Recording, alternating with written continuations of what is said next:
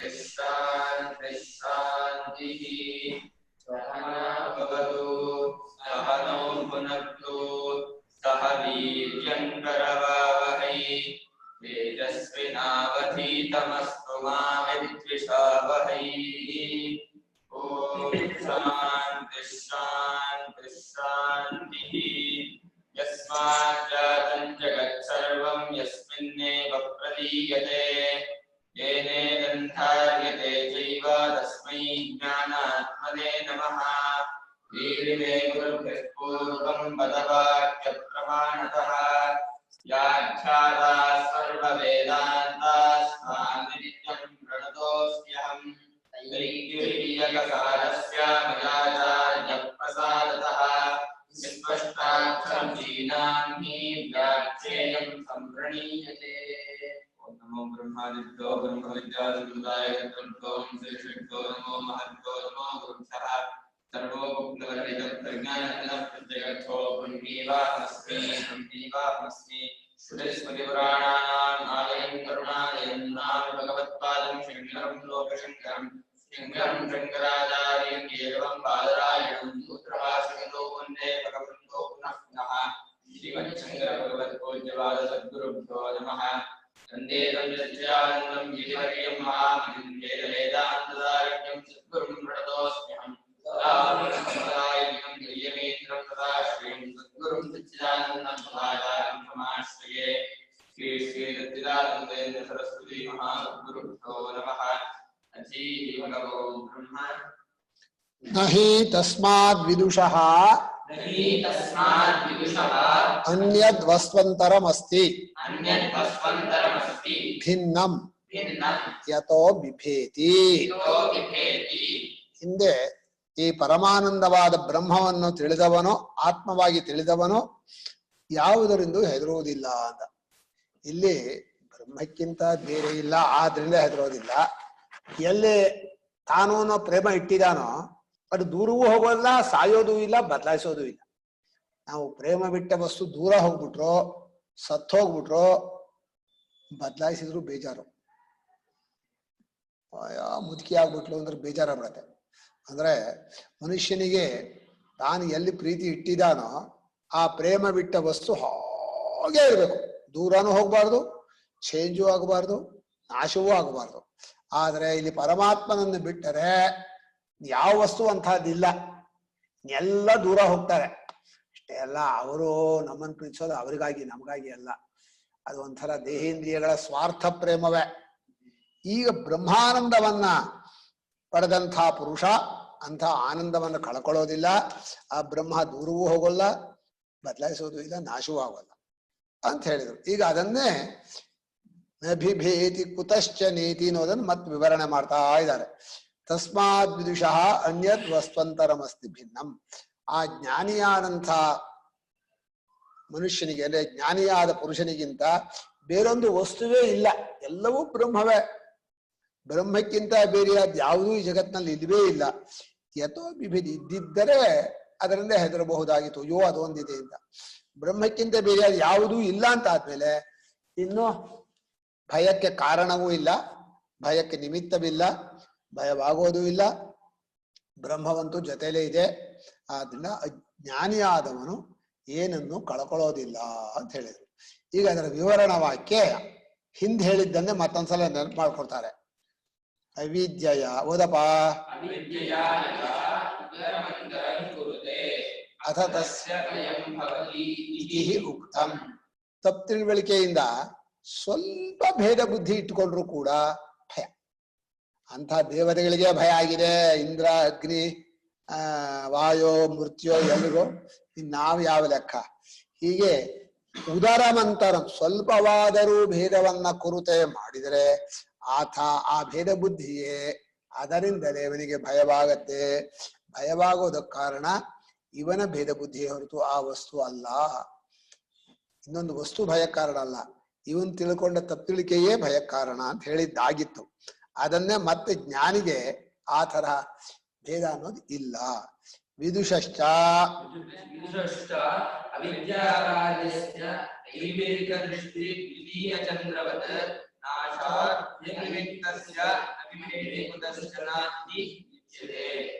ವಿದುಷ ಅಂದ್ರೆ ಬ್ರಹ್ಮವನ್ನು ಆತ್ಮವಾಗಿ ಕಂಡವನು ವಿದ್ವಾನ್. ಆ ಜ್ಞಾನಿಗೆ ತಪ್ಪು ತಿಳುವಳಿಕೆಯಿಂದ ತೋರುವಂತಹದ್ದು ಅವಿದ್ಯಾ ಕಾರ್ಯ. ಕಾರ್ಯ ಅಂದ್ರೆ ತಪ್ಪು ತಿಳಿಕೆ ಇದ್ರೆ ಅದು ಕಾಣಿಸುತ್ತೆ. ತಪ್ಪು ತಿಳಿಕೆಯಿಂದ ಕಾಣಿಸುವಂತಹದ್ದು ಹೇಗೆ ಅಂದ್ರೆ ತೈಮಿಕ ದೃಷ್ಟ ದ್ವಿತೀಯ ಚಂದ್ರವತ್. ಕಣ್ಣಿನ ರೋಗದಿಂದ ಎರಡನೇ ಚಂದ್ರ ಕಾಣ್ತಾನಲ್ಲ, ಹಾಗೆ ಇವನ ತಪ್ಪು ತಿಳುವಳಿಕೆ ಬುದ್ಧಿಲಿ ಇರೋದ್ರಿಂದ ಪ್ರಪಂಚವೆಲ್ಲ ಕಾಣಿಸುತ್ತೆ ಹಾಗೆ ಹೀಗೆ ಅಂತ. ತಪ್ಪು ತಿಳುವಳಿಕೆಯಿಂದ ಕಂಡಂತಹದ್ದೆಲ್ಲವೂ ಕೂಡ ಜ್ಞಾನ ಬಂದ ಕೂಡಲೇ ಹೋಗ್ಬಿಡುತ್ತೆ. ಓ ಅದು ಹಾಗಿಲ್ಲ ಅಂತ. ನಾಶಾತ್ ಭಯ ನಿಮಿತ್ತ. ಅದೇ ಭಯ ನಿಮಿತ್ತ. ಯಾವುದೋ ತಪ್ಪು ತಿಳುವಳಿಕೆಯಿಂದ ಕಂಡ ಎರಡನೇ ವಸ್ತುಗಳೇ ಭಯ ನಿಮಿತ್ತವಾಗಿದೆ. ಆ ಎರಡನೇ ವಸ್ತುಗಳೆಲ್ಲವೂ ಅವಿದ್ಯಾ ಕಾರ್ಯವಾಗಿದೆ. ಅಂದ್ರೆ ಅವಿದ್ಯೆ ಇದ್ದವನಿಗೆ ಮಾತ್ರ ಕಾಣಿಸತ್ತೆ.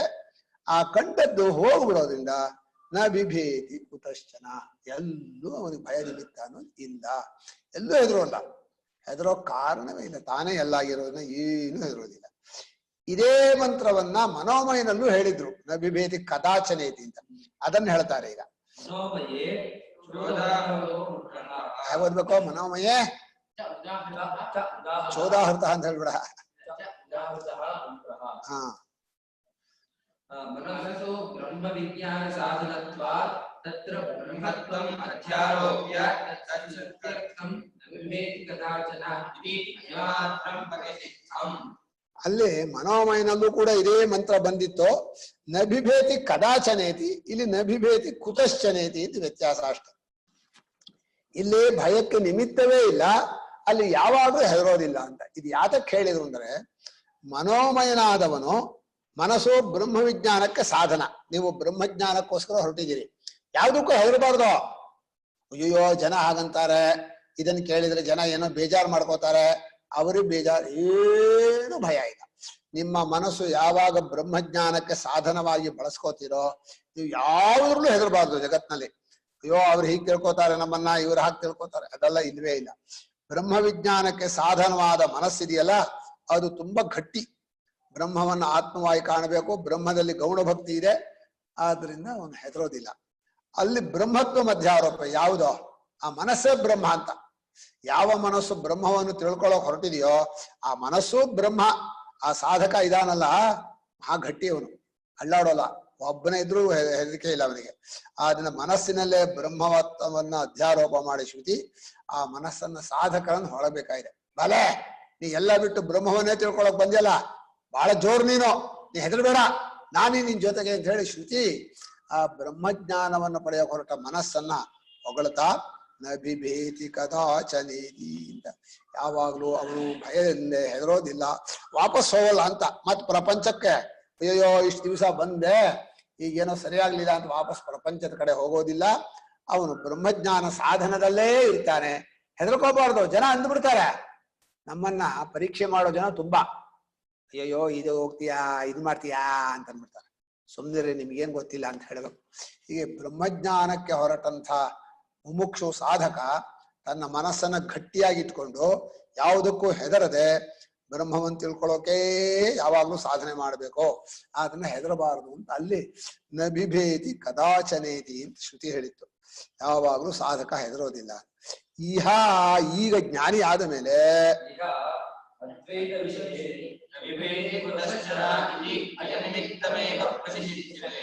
ಈಗ ಎರಡನೇದೇ ಇಲ್ವಲ್ಲ, ಅದ್ವೈತವಾದ ಪರಮಾತ್ಮನ ಒಬ್ಬನೇ ತಾನೇ ಇದೆಲ್ಲವೂ.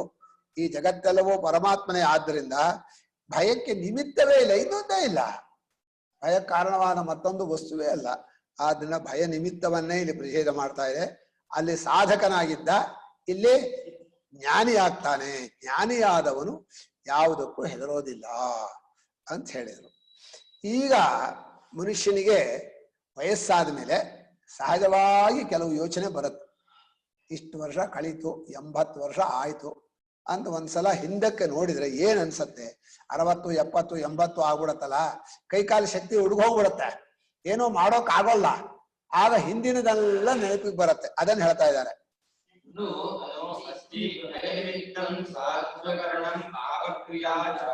ಪಾಪಕ್ರಿಯಾಚ. ಇನ್ನೊಂದ್ಸಲ ಹೋದ್ರೆ ನಾನು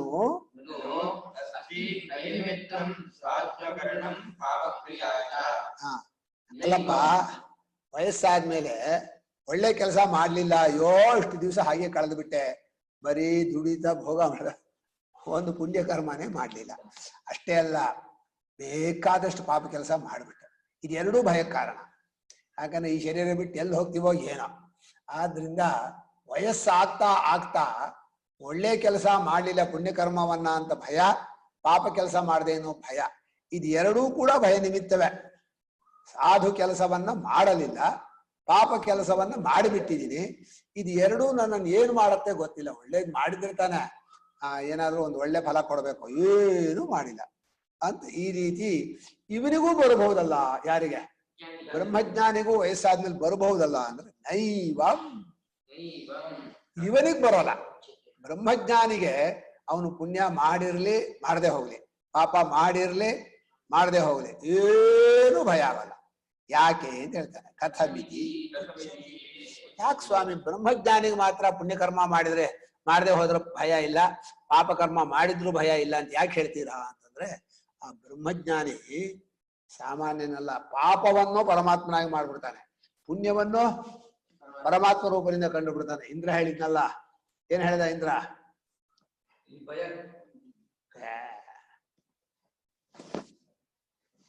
ಋಷೀರ್ಷಾಣಂ ತ್ವಾಷ್ಟ್ರಮಹನಂ ಅರುನ್ಮುಖಾನ್ ಯತೀನ್ ಸಾಲಾವೃಕೇಭ್ಯ ಪ್ರಾಯಚ್ಛಂ ನ ಲೋಮಚ ಮೀಯತೆ ಕಿಂಚನ ಅಂತ ಹೇಳಿದ್ದ ಪ್ರತರ್ಧನಾಧಿಕರಣದಲ್ಲಿ. ನಿಂಗೆ ನೆನಪಿಲ್ಲ? ಇಂದ್ರ ಆ ಪ್ರತರ್ಧನಿಗೆ ಉಪದೇಶ ಕೊಡ್ತಾನೆ. ಪ್ರತರ್ಧನ ದಿವೋದಾಸನ ಮಗ. ಬಹಳ ಸಹಾಯ ಮಾಡಿದಾಗ ಇಂದ್ರ ಕೇಳ್ತಾನೆ, ಏನಪ್ಪಾ ಏನಾದ್ರು ವರ ಕೇಳ್ಕೊ ಅಂತ. ನಾನು ಮನುಷ್ಯ, ನನ್ಗೆ ಏನ್ ಕೇಳ್ಕೋಬೇಕು ಗೊತ್ತಿಲ್ಲ, ನೀನೇ ಹೇಳೋ ಮನುಷ್ಯನಿಗೆ ಹಿತತಮವಾದ ಯಾವುದೋ ಅದನ್ನೇ ವರವಾಗಿ ಕೊಟ್ಬಿಡು ಅಂತ. ಆವಾಗ ಅವನು ನನ್ನನ್ನೇ ತಿಳ್ಕೊ ಅಂತ ಹೇಳಿ ಆತ್ಮಜ್ಞಾನವನ್ನು ಉಪದೇಶ ಮಾಡ್ತಾನೆ. ಯಾರೋ? ಆಗ ಹೇಳ್ತಾನೆ, ನೋಡು, ಈ ಜ್ಞಾನ ಇದ್ರೆ ನಾನು 3 ತಲೆಯ ಆ ವಿಶ್ವರೂಪನನ್ನ ಬಡದ್ನಲ್ಲ, ಏನು ಕೆಟ್ಟ ಫಲ ಆಗ್ಲಿಲ್ಲ. ಆ ವೇದಾಂತಿಗಳಲ್ಲದ ಬರೀ ಭಿಕ್ಷೆಗೋಸ್ಕರ ಸನ್ಯಾಸ ಮಾಡಿದ್ರಲ್ಲ, ಆ ಸನ್ಯಾಸಿಗಳನ್ನ ತೋಳರಿಗೆ ನರಿಗೆ ಕೊಟ್ಬಿಟ್ಟೆ, ಏನು ಆಗ್ಲಿಲ್ಲ. ಅಂದ್ರೆ ಯಾವಾಗ ಆತ್ಮಜ್ಞಾನಿ ಆಗ್ತಾನೋ ಅವನಿಗೆ ಕರ್ತೃತ್ವ ಬುದ್ಧಿ ಇರದೇ ಇರೋದ್ರಿಂದ ಪುಣ್ಯ ಮಾಡಿಲ್ಲ ಅಂತಾಗ್ಲಿ, ಪಾಪ ಮಾಡಿಬಿಟ್ಟಿದೀನಿ ಅಂತಾಗ್ಲಿ ಎರಡೂ ಇರೋದಿಲ್ಲ ಅಂತ ಹೇಳೋಕೋಸ್ಕರವಾಗಿ ಇಂದ್ರ ನವಕ್ತುರಾತ್ಮೋಪದೇಶ ಆದಿತಿ ಚೇತ್ ಅಧ್ಯಾತ್ಮ ಸಂಬಂಧ ಭೂಮ ಕ್ಯಸ್ಮಿನ್ ಅಂತ ಬರುತ್ತೆ. 1ನೇ ಅಧ್ಯಾಯದ ಕೊನೆಯ ಅಧಿಕರಣ, ಪ್ರತರ್ಧನಾಧಿಕರಣ. ಆದ್ರಿಂದ ಈಗ ಪಾಪವನ್ನ ಮಾಡಿರೋದು, ಪುಣ್ಯವನ್ನು ಮಾಡದೇ ಇರೋದು ಎರಡೂ ಚಿಂತೆಗೆ ಕಾರಣ. ವಯಸ್ಸಾದ ಮೇಲೆ ಅಯ್ಯೋ ಇಷ್ಟು ವರ್ಷ ಆಯ್ತು, ಇನ್ನು ಮುಂದಕ್ಕೆ ಮಾಡೋಕ್ಕಾಗಲ್ಲ. ಯಾಕಂದ್ರೆ ದೇಹ ದುರ್ಬಲ ಆಗ್ಬಿಡತ್ತೆ. 70-80 ಆದ್ಮೇಲೆ ಏನು ಉಪವಾಸ ಮಾಡೋಕ್ಕಾಗತ್ತ? ಬೆಳಗ್ಗೆ ತಿಂಡಿ, ಮಧ್ಯಾಹ್ನ ತಿಂಡಿ, ಸಾಯಂಕಾಲ ತಿಂಡಿ, ರಾತ್ರಿ ತಿಂಡಿ. ಉಪವಾಸವೂ ಮಾಡೋಕ್ಕಾಗಲ್ಲ, ಜಪವೂ ಮಾಡೋಕ್ಕಾಗಲ್ಲ, ಮನಸ್ಸು ಚಂಚಲ, ಏನು ಮಾಡೋಕ್ಕಾಗಲ್ಲ. ಆದ್ರಿಂದ ಮುಂಚೆನೆ ಮಾಡಿದ್ರೆ ಆಗ್ತಿತ್ತು, ಹಾಗೆ ಕಳೆದ್ಬಿಟ್ವಿ. ಈಗ ಅದು ಯೋಚನೆ ಬಂದ್ಬಿಡತ್ತೆ ಅಂತ ಶ್ರುತಿ ಹೇಳ್ತಾರೆ. ಏತಗಂ ಹಾವನ ತಾಪಾಲಿ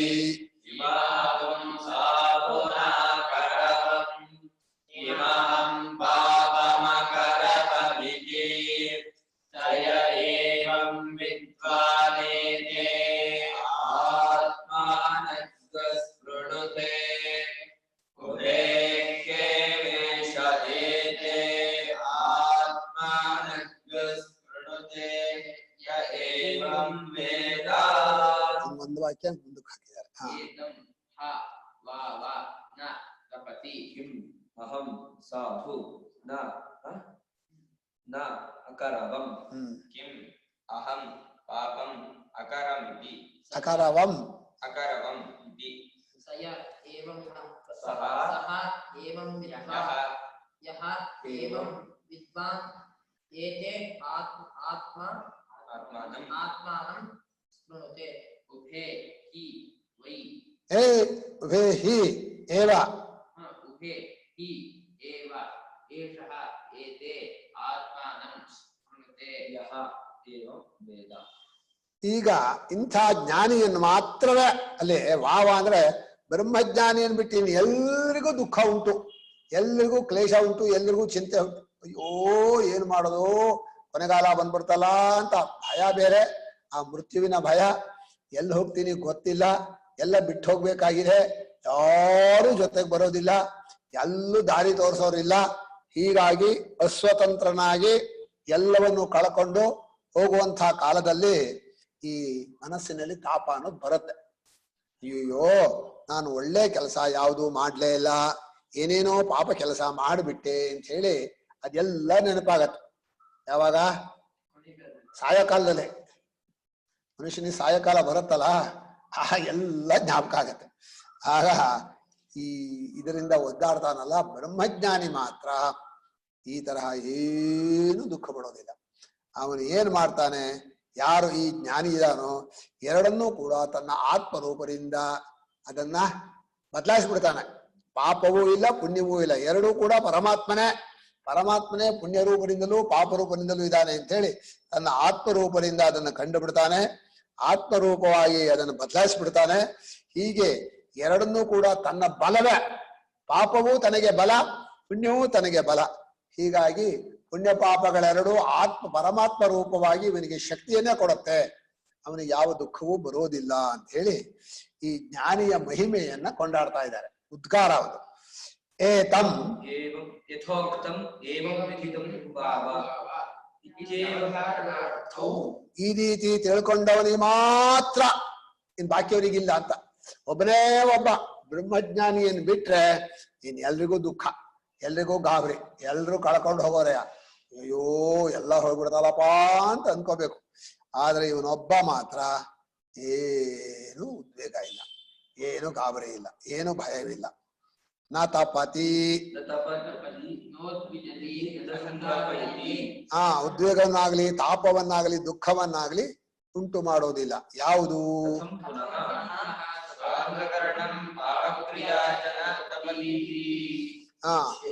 ಸಾಧು ಅಕರಣ. ಸಾಧು ಅಂದ್ರೆ ಪುಣ್ಯವನ್ನ ಮಾಡದೇ ಇರೋದಾಗ್ಲಿ ಪಾಪವನ್ನ ಮಾಡಿರೋದಾಗ್ಲಿ ಏನೂ ಅವನಿಗೆ ಉದ್ವೇಗ ಆಗಲ್ಲ, ತಾಪವಾಗಲ್ಲ. ಅಂದ್ರೆ ಹೇಗೆ ಸ್ವಾಮಿ, ಬಾಕಿಯವರಿಗಾಗತ್ತೆ ಇವನಿಗಾಗಲ್ಲ ಅಂದ್ರೆ ಹೇಗೆ ಅಂದ್ರೆ ಉಚ್ಯತೆ. ಯಾಕೆ ಹೇಳ್ತೀವಿ ಕೇಳಿ.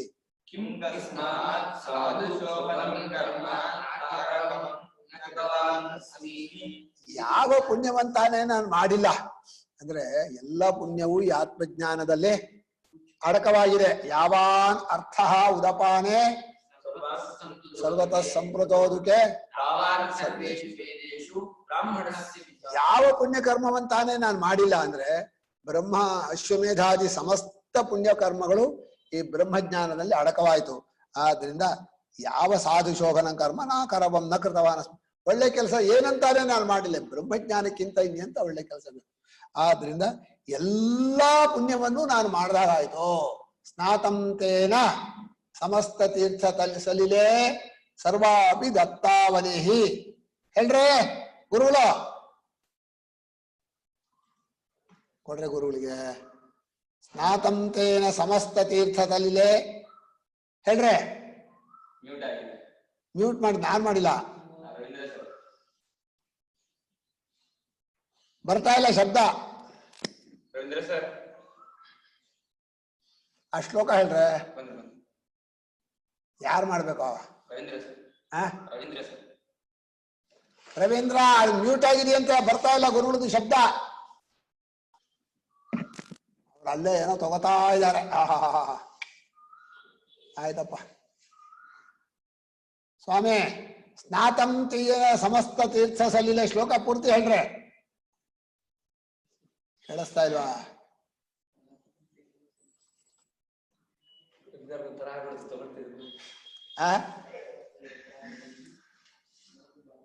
ಅವರು ಏನೋ ಮಾಡಿದ್ರು. ಮಾತಾಡ್ಬೋದು. ಹೇಳ್ರೆ.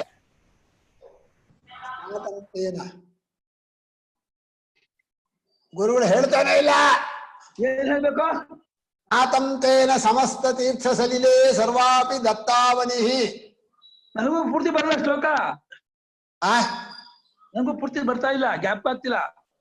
ಇದರಲ್ಲಿ ಭಕ್ತಿ ಚಂದ್ರಿಕೆಯಲ್ಲಿದೆ. ಹೌದು, ಭಕ್ತಿ ಇದೆ. ಗ್ಯಾಪ್ ಶ್ಲೋಕ ಗ್ಯಾಪ್ ಮರ್ಸ್ಬಿಟ್ಟಿದೀನಿ. ಎಲ್ಲಾ ತೀರ್ಥದಲ್ಲೂ ಸ್ಥಾನ ದೃಷ್ಟೇ ಪರಬ್ರಹ್ಮಣಿ ಅಂತ ಮುಗಿಯತ್ತೆ. ಹೇಳ ವಸ್ತು ವಿಷಯ ದೃಷ್ಟೇ ಪರಬ್ರಹ್ಮಣಿ. ಈ ಪರಬ್ರಹ್ಮನನ್ನು ಕಂಡರೆ ಎಲ್ಲಾ ತೀರ್ಥ ಸ್ಥಾನವೂ ಆಯ್ತು, ಎಲ್ಲಾ ಪುಣ್ಯ ಕರ್ಮಗಳು ಮುಗೀತು, ಎಲ್ಲವನ್ನು ನಡೆಸಿದಾಗ ಆಯ್ತು. ಶ್ಲೋಕ ಬಹಳ ಚೆನ್ನಾಗಿದೆ. ಆಯ್ತು. ಹೀಗೆ ಒಳ್ಳೆ ಕೆಲಸವನ್ನ ಮಾಡಿಲ್ಲ ಅಂತ ಏನ್ ದುಃಖವಾಗಲ್ಲ. ಬ್ರಹ್ಮಜ್ಞಾನದಲ್ಲಿ ಎಲ್ಲ ಪುಣ್ಯವೂ ಅಡಕವಾಯ್ತು. ಅದು ಯಾವ ಪುಣ್ಯವಿದ್ರು ಅದಕ್ಕಿಂತ ದೊಡ್ಡದೇದಿಲ್ಲ ಅಂತ ಹೇಳಿದ್ರು. ಆತಂತೇನ ಸಮಸ್ತ ತೀರ್ಥೇ ದತ್ತಾವಲಿ ಗಂಗಂವಾದಿ ಸಮಸ್ತವಾಯವಾ ಪುಣ್ಯ ಸಮಸ್ತಾ ಕ್ರಿಯಾಃ ವಾಚಃ ಪ್ರಾಕೃತ ಸಂಸ್ಕೃತಂ ಶುಚಿರೋ ವಾರಾಣಸಿ ವೇದಿಕಾ ಸರ್ವಾವಸ್ಥಿತಸ್ಯ ವಸ್ತುವಿಹೇ ದೃಷ್ಟೇ ಪರಬ್ರಹ್ಮಣಿ. ಸರಿ, ಹೀಗೆ ಪರಬ್ರಹ್ಮವನ್ನು ಕಂಡ ಮೇಲೆ ಸಮಸ್ತ ತೀರ್ಥ ಸ್ನಾನ ಎಲ್ಲವೂ ಮಾಡಿದ ಹಾಗಾಯ್ತು ಅಂತ ಹೇಳಿದ್ರು. ಈಗ ಪಾಪ ಮಾಡಿದ್ನಲ್ಲ ಅಂದ್ರೆ ಅದೂ ಇಲ್ಲ ಅಂತಾರೆ. ಈಗ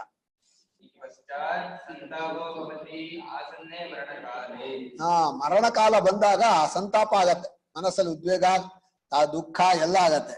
ಆದ್ರಿಂದ ಆ ಪಾಪವನ್ನ ಪುಣ್ಯವನ್ನು ಮಾಡಿಲ್ಲ ಅನ್ನೋದೂ ಇಲ್ಲ, ಪಾಪವನ್ನು ಮಾಡಿದೀನಿ ಅನ್ನೋದೂ ಇಲ್ಲ. ತಥಾ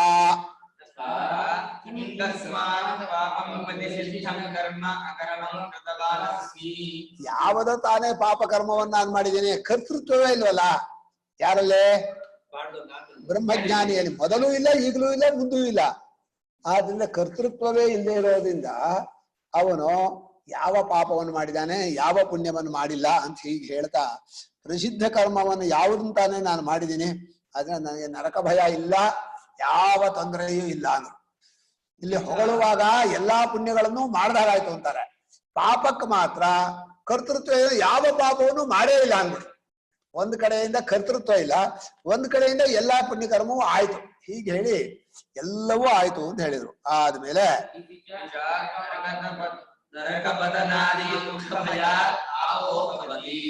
ಇಲ್ಲಿ ನರಕಕ್ಕೆ ಬೀಳ್ತೇನೆ ಎಂತ ಎಂಥ ನರಕ ಇದೆಯಲ್ಲ, ಕುಂಭಿ ಪಾಕಾದಿ ನರಕಗಳು, ಆ ನರಕದಲ್ಲಿ ಬಿದ್ದಾಕ್ಬಿಡ್ತಾರ ನನ್ನ ಅಂತ ಹೇಳಿ ಆ ದುಃಖ ಅನ್ನೋದು ಕೊನೆಗಾಲದಲ್ಲಿ ಬರುತ್ತೆ ಮನುಷ್ಯನಿಗೆ ಸಾಯುವಾಗ. ಆದ್ರಿಂದ ಆ ತಾಪ ಏನು ಇರೋದಿಲ್ಲ. ತೇ ಏತೇ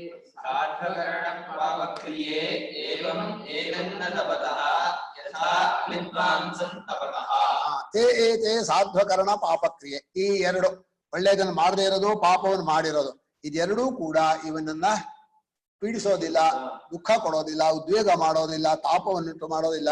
ಅಜ್ಞಾನಿಯನ್ನಾದ್ರೂ ಮಾಡತ್ತೆ. ಪಾಪ ಇಷ್ಟು ದಿವಸ ಆಯ್ತು ನಾನು ಏನು ಮಾಡ್ಲೇ ಇಲ್ಲ. ಈಗ ಮತ್ತೆ ಅದರ ವಿವರಣೆ ಕೊಡ್ತಾರೆ. ಕೇಳಲಿಲ್ಲ. ಅಜ್ಞಾನಿ ಅನ್ಸ್ತಾ ಹೋದ್ರು ಕೊನೆಗಾಲ ಬಂದಾಗ ಗೊತ್ತಾಗತ್ತೆ ಎಲ್ಲ ಅಜ್ಞಾನವ.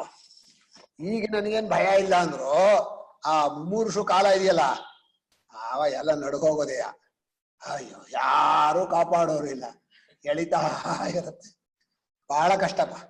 ಮರಣ ಕಾಲ ಇದೆಯಲ್ಲ, ಯಾರು ಏನು ಮಾಡಲ್ಲ. ಅಷ್ಟು ಜನ ಇರ್ತಾರೆ, ಅಷ್ಟು ದುಡ್ಡಿರುತ್ತೆ, ಅಷ್ಟೆಲ್ಲ ಸಹಾಯ ಇರುತ್ತೆ, ಯಾರ ಕೈಲಿ ಏನು ಮಾಡಕ್ಕಾಗಲ್ಲ. ಆಯ್ತು, ಎಳಕ್ ಹೊರಟ ಅಂದ್ರೆ ಹೊರಟ. ಹೌದು. ನ ತಪತಃ ಇತಿ, ತಪತಿ ಅಲ್ಲ, ನ ತಪತಃ, ತಪತಿ ತಪತಃ ವಿವಚನ. ಯಾಕೆ ಈ ಜ್ಞಾನಿಯನ್ನ ಇದೆರಡು ತಾಪಗೊಳಿಸೋದಿಲ್ಲ, ದುಃಖಗೊಳಿಸೋದಿಲ್ಲ, ಭಯಪಡಿಸೋದಿಲ್ಲ ಅಂದ್ರೆ ಉಚ್ಯತೆ.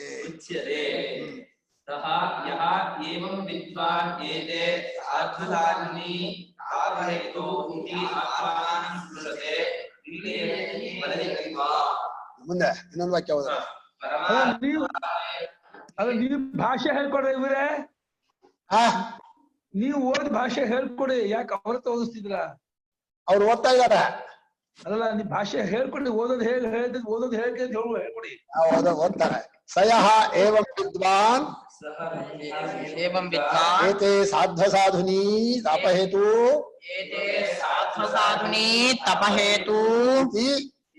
ಆತ್ಮಾನಂ ಸ್ಪೃಣುತೆ ಪ್ರೀಣಾತಿ ಬಲಯತಿ ವಾ.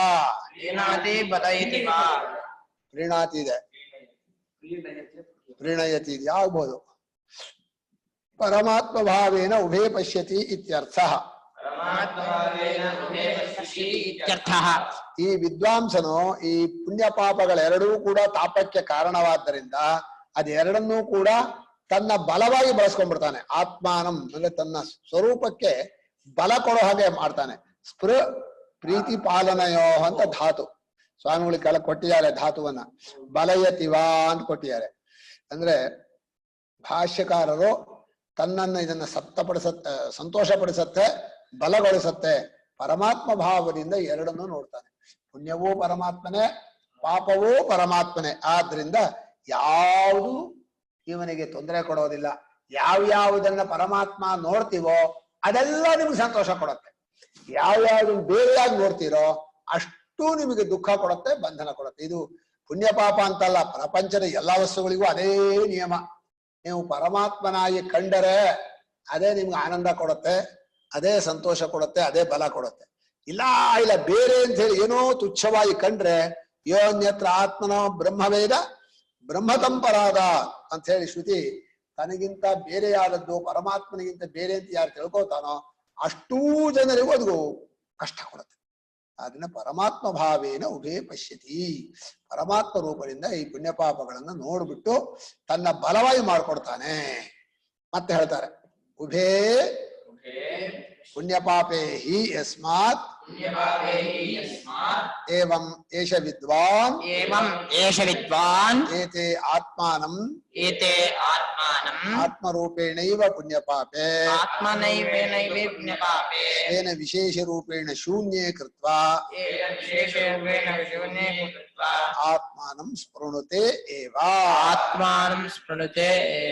ಒಂದ್ಸಲ ಉಭೇಹ್ಯೇ ವೈಷ ಏತಿ ಆತ್ಮಾನಗ್ ಸ್ಪೃಣುತೆ ಇದೆ. ಈ ಪುಣ್ಯ ಪಾಪಗಳೆರಡೂ ಕೂಡ ಯಾವ ಕಾರಣದಿಂದ ಈ ಜ್ಞಾನಿಯಾದವನಿಗೆ ಆತ್ಮನನ್ನ ಅಂದ್ರೆ ಆತ್ಮರೂಪದಿಂದ ಕಂಡು ಪುಣ್ಯ ಪಾಪಗಳ ತಮ್ಮ ವಿಶೇಷ ರೂಪವೆಲ್ಲ ಕಳಚ್ಕೊಂಡು ಹೋಗಿ, ವಿಶೇಷ ರೂಪವೆಲ್ಲ ತೋರಿಕೆ, ಸ್ವರೂಪ ಅನ್ನೋದು ಸತ್ಯ, ಅದನ್ನ ಆತ್ಮರೂಪದಿಂದ ನೋಡಿ ಪುಣ್ಯ ಪಾಪಗಳ ತನ್ನದೇ ಆದ ವಿಶೇಷ ರೂಪದಿಂದ ಶೂನ್ಯ ಮಾಡಿ ಆ ಪುಣ್ಯ ಪಾಪಗಳಿಂದ ತನ್ನನ್ನು ಬಲಪಡಿಸ್ತಾನೆ, ತನ್ನನ್ನು ಸಂತೋಷಪಡಿಸ್ತಾನೆ, ತನಗೆ ಶಕ್ತಿಯನ್ನು ಉಂಟು ಮಾಡಿಕೊಳ್ತಾನೆ ಅಂತ ಹೇಳಿ ಬ್ರಹ್ಮಜ್ಞಾನಿಯನ್ನ ಹೊಗಳ್ತಾ ಇದೆ ಶ್ರುತಿ. ಕಹ ಯಾರಪ್ಪ ಈ ರೀತಿ ಮಾಡ್ಕೊಳ್ಳೋರು ಅಂತಂದ್ರೆ ಯ ಏವಂ ವೇದ, ಯಾರು ಈ ರೀತಿ ಬ್ರಹ್ಮವನ್ನ ತಿಳ್ಕೋತಾರೋ. ಯಥೋಕ್ತಂ ಅದ್ವೈತಂ ಆನಂದಂ ಬ್ರಹ್ಮ ವೇದ. ಇದುವರೆಗೂ ಈ ವಲ್ಲಿಯಲ್ಲಿ ಹೇಳಿದಂಥ ಅದ್ವೈತವಾದ ಆನಂದವನ್ನ, ಆತ್ಮನಾಗಿರುವಂತಹ ಬ್ರಹ್ಮವನ್ನ ತಾನೆಂದು ತಿಳಿತಾನೋ ಅವನಿಗೆ ಇಷ್ಟು ಫಲ ಸಹಜವಾಗಿ ಆಗ. ಇದು ಆ ಕಾಲದಲ್ಲಿ ಆಗ್ಬೇಕು ಅಂತ ಅವನು ಯೋಚನೆ ಮಾಡ್ತಾನೆ ಅಂತಲ್ಲ, ಒಂದು ಸಲ ಬ್ರಹ್ಮವನ್ನ ಆತ್ಮ ಅಂತ ಕಂಡ ಮೇಲೆ ಎಲ್ಲ ದೋಷವೂ ಹೊರಟೋಗ್ಬಿಡುತ್ತೆ. ಹೀಗೆ ಸಮಸ್ತ ದೋಷಗಳು, ಸಮಸ್ತ ಪಾಪಗಳು, ಸಮಸ್ತ ಪುಣ್ಯಗಳು ಎಲ್ಲವೂ ಕೂಡ ಆತ್ಮಭಾವದಿಂದ ಕಾಣುತ್ತೆ. ತಸ್ಯ ಆತ್ಮಭಾವೇನ ದೃಷ್ಟೇ ಪುಣ್ಯಪಾಪೇ ನಿರ್ವೀರ್ಯೇ ಅತಾಪಕೆ ಜನ್ಮಾಂತರಾರಂಭಕೆ ನ ಭವತಃ. ಈಗ ಭಯ ಆಗೋದಿಲ್ಲ, ಉದ್ವೇಗ ಆಗೋಲ್ಲ ಅಂತ ಇನ್ನೊಂದು ಕಾರಣ ಹೇಳ್ತಾರೆ. ಹೀಗೆ ತನ್ನ ಸ್ವರೂಪದಿಂದ ಕಂಡಂತಹ ಪುಣ್ಯಪಾಪಗಳು ಶಕ್ತಿಹೀನವಾಗ್ಬಿಡುತ್ತೆ. ಅದರ ಶಕ್ತಿ ಏನು ಅಂದ್ರೆ ಮತ್ತೊಂದು ಜನ್ಮ ಕೊಡೋದು. ಪುಣ್ಯದಿಂದಲೂ ಒಂದು ಜನ್ಮ, ಪಾಪದಿಂದಲೂ ಪುಣ್ಯೋ ವೈ ಪುಣ್ಯೇನ ಕರ್ಮಣ ಭವತಿ. ಹೀಗೆ ಪುಣ್ಯ ಪಾಪಗಳು ಮತ್ತೊಂದು ಜನ್ಮವನ್ನು ಉಂಟು ಮಾಡೋಕೆ ಬಹಳ ಮುಖ್ಯವಾದ ಸಾಧನ. ಆ ಪುಣ್ಯ ಪಾಪಗಳಲ್ಲಿ ಶಕ್ತಿಯೇ ಇರೋದಿಲ್ಲ. ಆತ್ಮನಾಗಿ ಕಂಡದ್ರಿಂದ ನಿರ್ವೀರ್ಯೇ ಅತಾಪಕೆ ಎಂದ್ರು. ಅದರಲ್ಲಿ ಸಾಮರ್ಥ್ಯವೆಲ್ಲ ಹೋಗಿ ಬ್ರಹ್ಮಸ್ವರೂಪವಾಗಿ ಜನ್ಮಾಂತರಾರಂಭಕ್ಕೆ ನ ಭವತಃ, ಮತ್ತೊಂದು ಜನ್ಮವನ್ನು ಉಂಟು ಮಾಡುವುದಕ್ಕೆ ಬ್ರಹ್ಮಜ್ಞಾನಿಗೆ ಆಗೋಕ್ಕೆ ಶಕ್ತಿ ಇಲ್ಲ. ಅವನ ಆತ್ಮನಲ್ಲಿ ಲೀನವಾಗಿ ಹೋಗ್ಬಿಡುತ್ತೆ. ಅಂದ್ರೆ ಜನ್ಮಾಂತರ ಅನ್ನೋದು ಅವನಿಗೆ ಇಲ್ಲ ಅಂತ ಹೇಳೋಕೋಸ್ಕರ ಈ ರೀತಿ ಇನ್ನೊಂದು ಅರ್ಥವಂತ ಹೇಳಿದ್ರು. ಮೊದಲು ಅವನಿಗೆ ಆ ಸಂದರ್ಭದಲ್ಲಿ ಬೇಜಾರಾಗೋದಿಲ್ಲ, ತಾಪವಾಗೋದಿಲ್ಲ, ದುಃಖವಾಗೋದಿಲ್ಲ, ಉದ್ವೇಗವಾಗೋದಿಲ್ಲ ಅಂತ ಹೇಳಿದ್ರು. ಈಗ ಆ ಪುಣ್ಯ ಪಾಪಗಳನ್ನು ಆತ್ಮನಾಗಿ ನೋಡೋದ್ರಿಂದ ಮತ್ತೊಂದು ಜನ್ಮವೂ ಬರೋದಿಲ್ಲ, ಎಲ್ಲವೂ ಆತ್ಮಸ್ವರೂಪವಾಗಿ ಇದ್ಬಿಡುತ್ತೆ ಅಂತ ಹೇಳಿ ಅದನ್ನು ಕೂಡ ಭಾಷ್ಯಕಾರರು ಆರ್ಥಿಕ ಅರ್ಥ ಅಂತ ವೇಕೆ ವೈಷಯೇತಿ ಆತ್ಮಾನಗ್ಗಸ್ಫುರ್ಣತಿ ಏವಂ ವೇದ ಅಷ್ಟಾಯ್ತು. ಇನ್ನು ಒಂದು ವಾಕ್ಯ ಇದೆ, ಇತ್ಯೋಪನಿಷತ್ ಇತಿ ಉಪನಿಷತ್. ಓದಪ್ಪ. ಇತಿ ಇಯಂ ಏವಂ ಯಥೋಕ್ತ ಅಸ್ಯಾಂ ವಲ್ಯಾಂ ಬ್ರಹ್ಮವಿದ್ಯಾ ಉಪನಿಷತ್ ಸರ್ವಾಭ್ಯೋ ವಿದ್ಯಾಭ್ಯಃ ಪರಮರಹಸ್ಯಂ ದರ್ಶಿತಂ ಇತ್ಯರ್ಥ. ಇದುವರೆಗೆ ಈ ರೀತಿಯಾಗಿ ನಾವು ಹೇಳಿದಂತಹ ಈ ವಲ್ಲಿಯಲ್ಲಿ ಆನಂದ ವಲ್ಲಿಯಲ್ಲಿ ಬ್ರಹ್ಮವಿದ್ಯೆಯನ್ನ ಉಪನಿಷತ್ತು ಅಂತ ನಾವು ಹೇಳ್ತಾ ಇದೀವಿ. ಸಕಲ ವಿದ್ಯೆಗಳಿಗಿಂತಲೂ ರಹಸ್ಯವಾದದ್ದು. ಎಷ್ಟು ಪ್ರಪಂಚದಲ್ಲಿ ವಿದ್ಯೆಗಳಿದೆಯೋ ಎಲ್ಲಕ್ಕಿಂತಲೂ ಅತ್ಯಂತ ರಹಸ್ಯವಾದಂತಹ ಬ್ರಹ್ಮವಿದ್ಯೆಯನ್ನು ನಾವು ಈ ವಲ್ಲಿಯಲ್ಲಿ ತೋರಿಸಿದ್ದೇವೆ. ಇಲ್ಲಿ ಉಪನಿಷತ್ ಶಬ್ದಕ್ಕೆ ರಹಸ್ಯವಾದದ್ದು ಅಂತ ಒಂದು ಅರ್ಥ ಇದೆ. ಅದನ್ನು ಭಾಷ್ಯಕಾರರು ಉಪನಿಷತ್ ಅಂದ್ರೆ ಪರಮ ರಹಸ್ಯಂ ದರ್ಶಿತಂ, ಸಕಲ ವಿದ್ಯೆಗಳಲ್ಲಿ ಅತ್ಯಂತ ರಹಸ್ಯವಾದದ್ದನ್ನು ತೋರಿಸಿದ್ದೇವೆ ಅನ್ನೋದೇ ಉಪನಿಷತ್ ಅಂತ ಒಂದರ್ಥ. ಇನ್ನೊಂದರ್ಥ ಪರಂ ಶ್ರೇಯ ಅಸ್ಯಾಂ ನಿಷಣ್ಣಂ, ಪರಮವಾದ ಶ್ರೇಯಸ್ಸು ಅಂದ್ರೆ ಆನಂದ ಈ ಬ್ರಹ್ಮವಿದ್ಯೆಯಲ್ಲೇ ಇರೋದು, ಬೇರೆ ಕಡೆ ಎಲ್ಲೂ ಇಲ್ಲ. ಆದ್ರೆ ಉಪ ನಿ ಸತ್, ಉಪನಿಷತ್ ನಿಷಣ್ಣಂ ಅನ್ನೋದು ಆ ನಿಷತ್ ಅನ್ನೋದ್ರದ್ದು ಬಂದದ್ದು. ಪರಂ ಶ್ರೇಯ ಅಂದ್ರೆ ಪರಮಾನಂದವು ಈ ವಿದ್ಯೆಯಲ್ಲೇ ಇದೆ. ನಿಮಗೆ ಪರಮಾನಂದ ಬೇಕೋ ಈ ಬ್ರಹ್ಮವಿದ್ಯೆಯನ್ನೇ ಪಡ್ಕೊಳ್ಬೇಕು, ಇನ್ನೆಲ್ಲೂ ಸಿಗೋದಿಲ್ಲ ಅಂತ ಹೇಳಿ ಉಪನಿಷತ್ ಶಬ್ದಕ್ಕೆ ಪರಮ ರಹಸ್ಯ ಅಂತ ಒಂದರ್ಥ, ಪರಮಾನಂದವು ಇದರಲ್ಲೇ ಸಿಗತ್ತೆ ಅಂತ ಒಂದರ್ಥ. ಈಗ ಎರಡು ಅರ್ಥವನ್ನು ಕೂಡ ಉಪನಿಷತ್ ಶಬ್ದಕ್ಕೆ ಹೇಳಿ ಈ ವಲ್ಲಿಯನ್ನ ಮುಗಿಸ್ತಾ ಇದ್ದಾರೆ. ಈಗ ಇನ್ನೊಂದು ಮುಂದಿನ ವಲ್ಲಿ ಆರಂಭ ಮಾಡ್ಬೇಡ, ಮಾಡಿ ಮಾಡ್ಬೇಕಾ? ಈಗ ಭೃಗುವಲ್ಲಿ ಆರಂಭ. ಭಾಷ್ಯಕಾರರು ಪೀಠಿಕೆಯನ್ನ ಬರೆದು ಸಂಬಂಧ ಭಾಷ್ಯವನ್ನ ಬರೆದು ಭೃಗುವಲ್ಲಿಯನ್ನು ಹೇಳ್ತಾರೆ. ಸತ್ಯಂ ಜ್ಞಾನಂ ಅನಂತಂ ಬ್ರಹ್ಮ, ಸತ್ಯಂ ಜ್ಞಾನಂ ಅನಂತಂ ಬ್ರಹ್ಮ, ಆಕಾಶಾದಿ ಕಾರ್ಯಂ ಆಕಾಶಾದಿ ಕಾರ್ಯಂ ಅನ್ನಮಯಾಂತಂ ಸೃಷ್ಟ್ವಾ ಅನ್ನಮಯಾಂತಂ ಸೃಷ್ಟ್ವಾ ತದೇವ ಅನುಪ್ರವಿಷ್ಟಂ ತದೇವ ಅನುಪ್ರವಿಷ್ಟಂ ವಿಶೇಷವದಿವ ವಿಶೇಷವದಿವ ಉಪಲಭ್ಯಮಾನಂ ಯಸ್ಮಾತ್ ಉಪಲಭ್ಯಮಾನಂ ಯಸ್ಮಾತ್ ತಸ್ಮಾತ್ ತಸ್ಮಾತ್ ಸರ್ವಕಾರ್ಯ ವಿಲಕ್ಷಣಂ ಸರ್ವಕಾರ್ಯ ವಿಲಕ್ಷಣಂ ಅದೃಶ್ಯತ್ವಾದಿ ಧರ್ಮಕಮೇವ ಅದೃಶ್ಯಾತ್ಮಾದಿ ಧರ್ಮಕಮೇವ ಆನಂದಂ ಆನಂದಂ ತದೇವ ಅಹಂ ಇತಿ ವಿಜಾನೀಯ. ತದೇವ ಅಹಂ ಇತಿ ವಿಜಾನೀಯಾತ್. ಇದು ಹಿಂದಿನ ವಲ್ಲಿಯಲ್ಲಿ ಹೇಳಿದ ಅರ್ಥಗಳ ಸಂಗ್ರಹ. ಆ ಬ್ರಹ್ಮವನ್ನು ತಿಳಿದವನು ಪರಮಾನಂದವನ್ನ ಪರಮ ಪುರುಷಾರ್ಥವನ್ನ ಪಡ್ಕೊಳ್ತಾನೆ ಅಂತ ಹೇಳಿದ್ದ. ಬ್ರಹ್ಮ ಯಾವುದು ಅಂದ್ರೆ ಸತ್ಯಂ ಜ್ಞಾನಂ ಅನಂತಂ ಬ್ರಹ್ಮ ಅಂತ ಆ ಬ್ರಹ್ಮ ಸ್ವರೂಪವನ್ನು ಹೇಳಿದ ವಾಕ್ಯ. ಆ ಬ್ರಹ್ಮವನ್ನು ತಿಳ್ಕೊಳ್ಳೋಕೆ ಕಾರ್ಯಕಾರಣ ಪ್ರಕ್ರಿಯೆಯನ್ನು ಶುರು ಮಾಡ್ತಾರೆ. ಆಕಾಶದಿಂದ ಹಿಡಿದು ಅನ್ನಮಯಾಂತವರೆಗೆ ಅಂದ್ರೆ ಶರೀರದವರೆಗೆ ಎಲ್ಲ ಸೃಷ್ಟಿಯನ್ನು ಹೇಳಿ ಆ ಶರೀರದಲ್ಲಿ ತಾನೇ ಪ್ರವೇಶ ಮಾಡಿ ಎಲ್ಲೇ ಆ ಯಾರು ಸೃಷ್ಟಿ ಮಾಡಿದಾನೋ ಆ ಪರಮಾತ್ಮನೇ ಶರೀರದಲ್ಲಿ ಪ್ರವೇಶ ಮಾಡ್ದ. ಯಾಕಂದ್ರೆ ತಿಳ್ಕೊಳ್ಳೋಕ್ ಸಿಗಬೇಕಲ್ಲ ಅವಕಾಶ.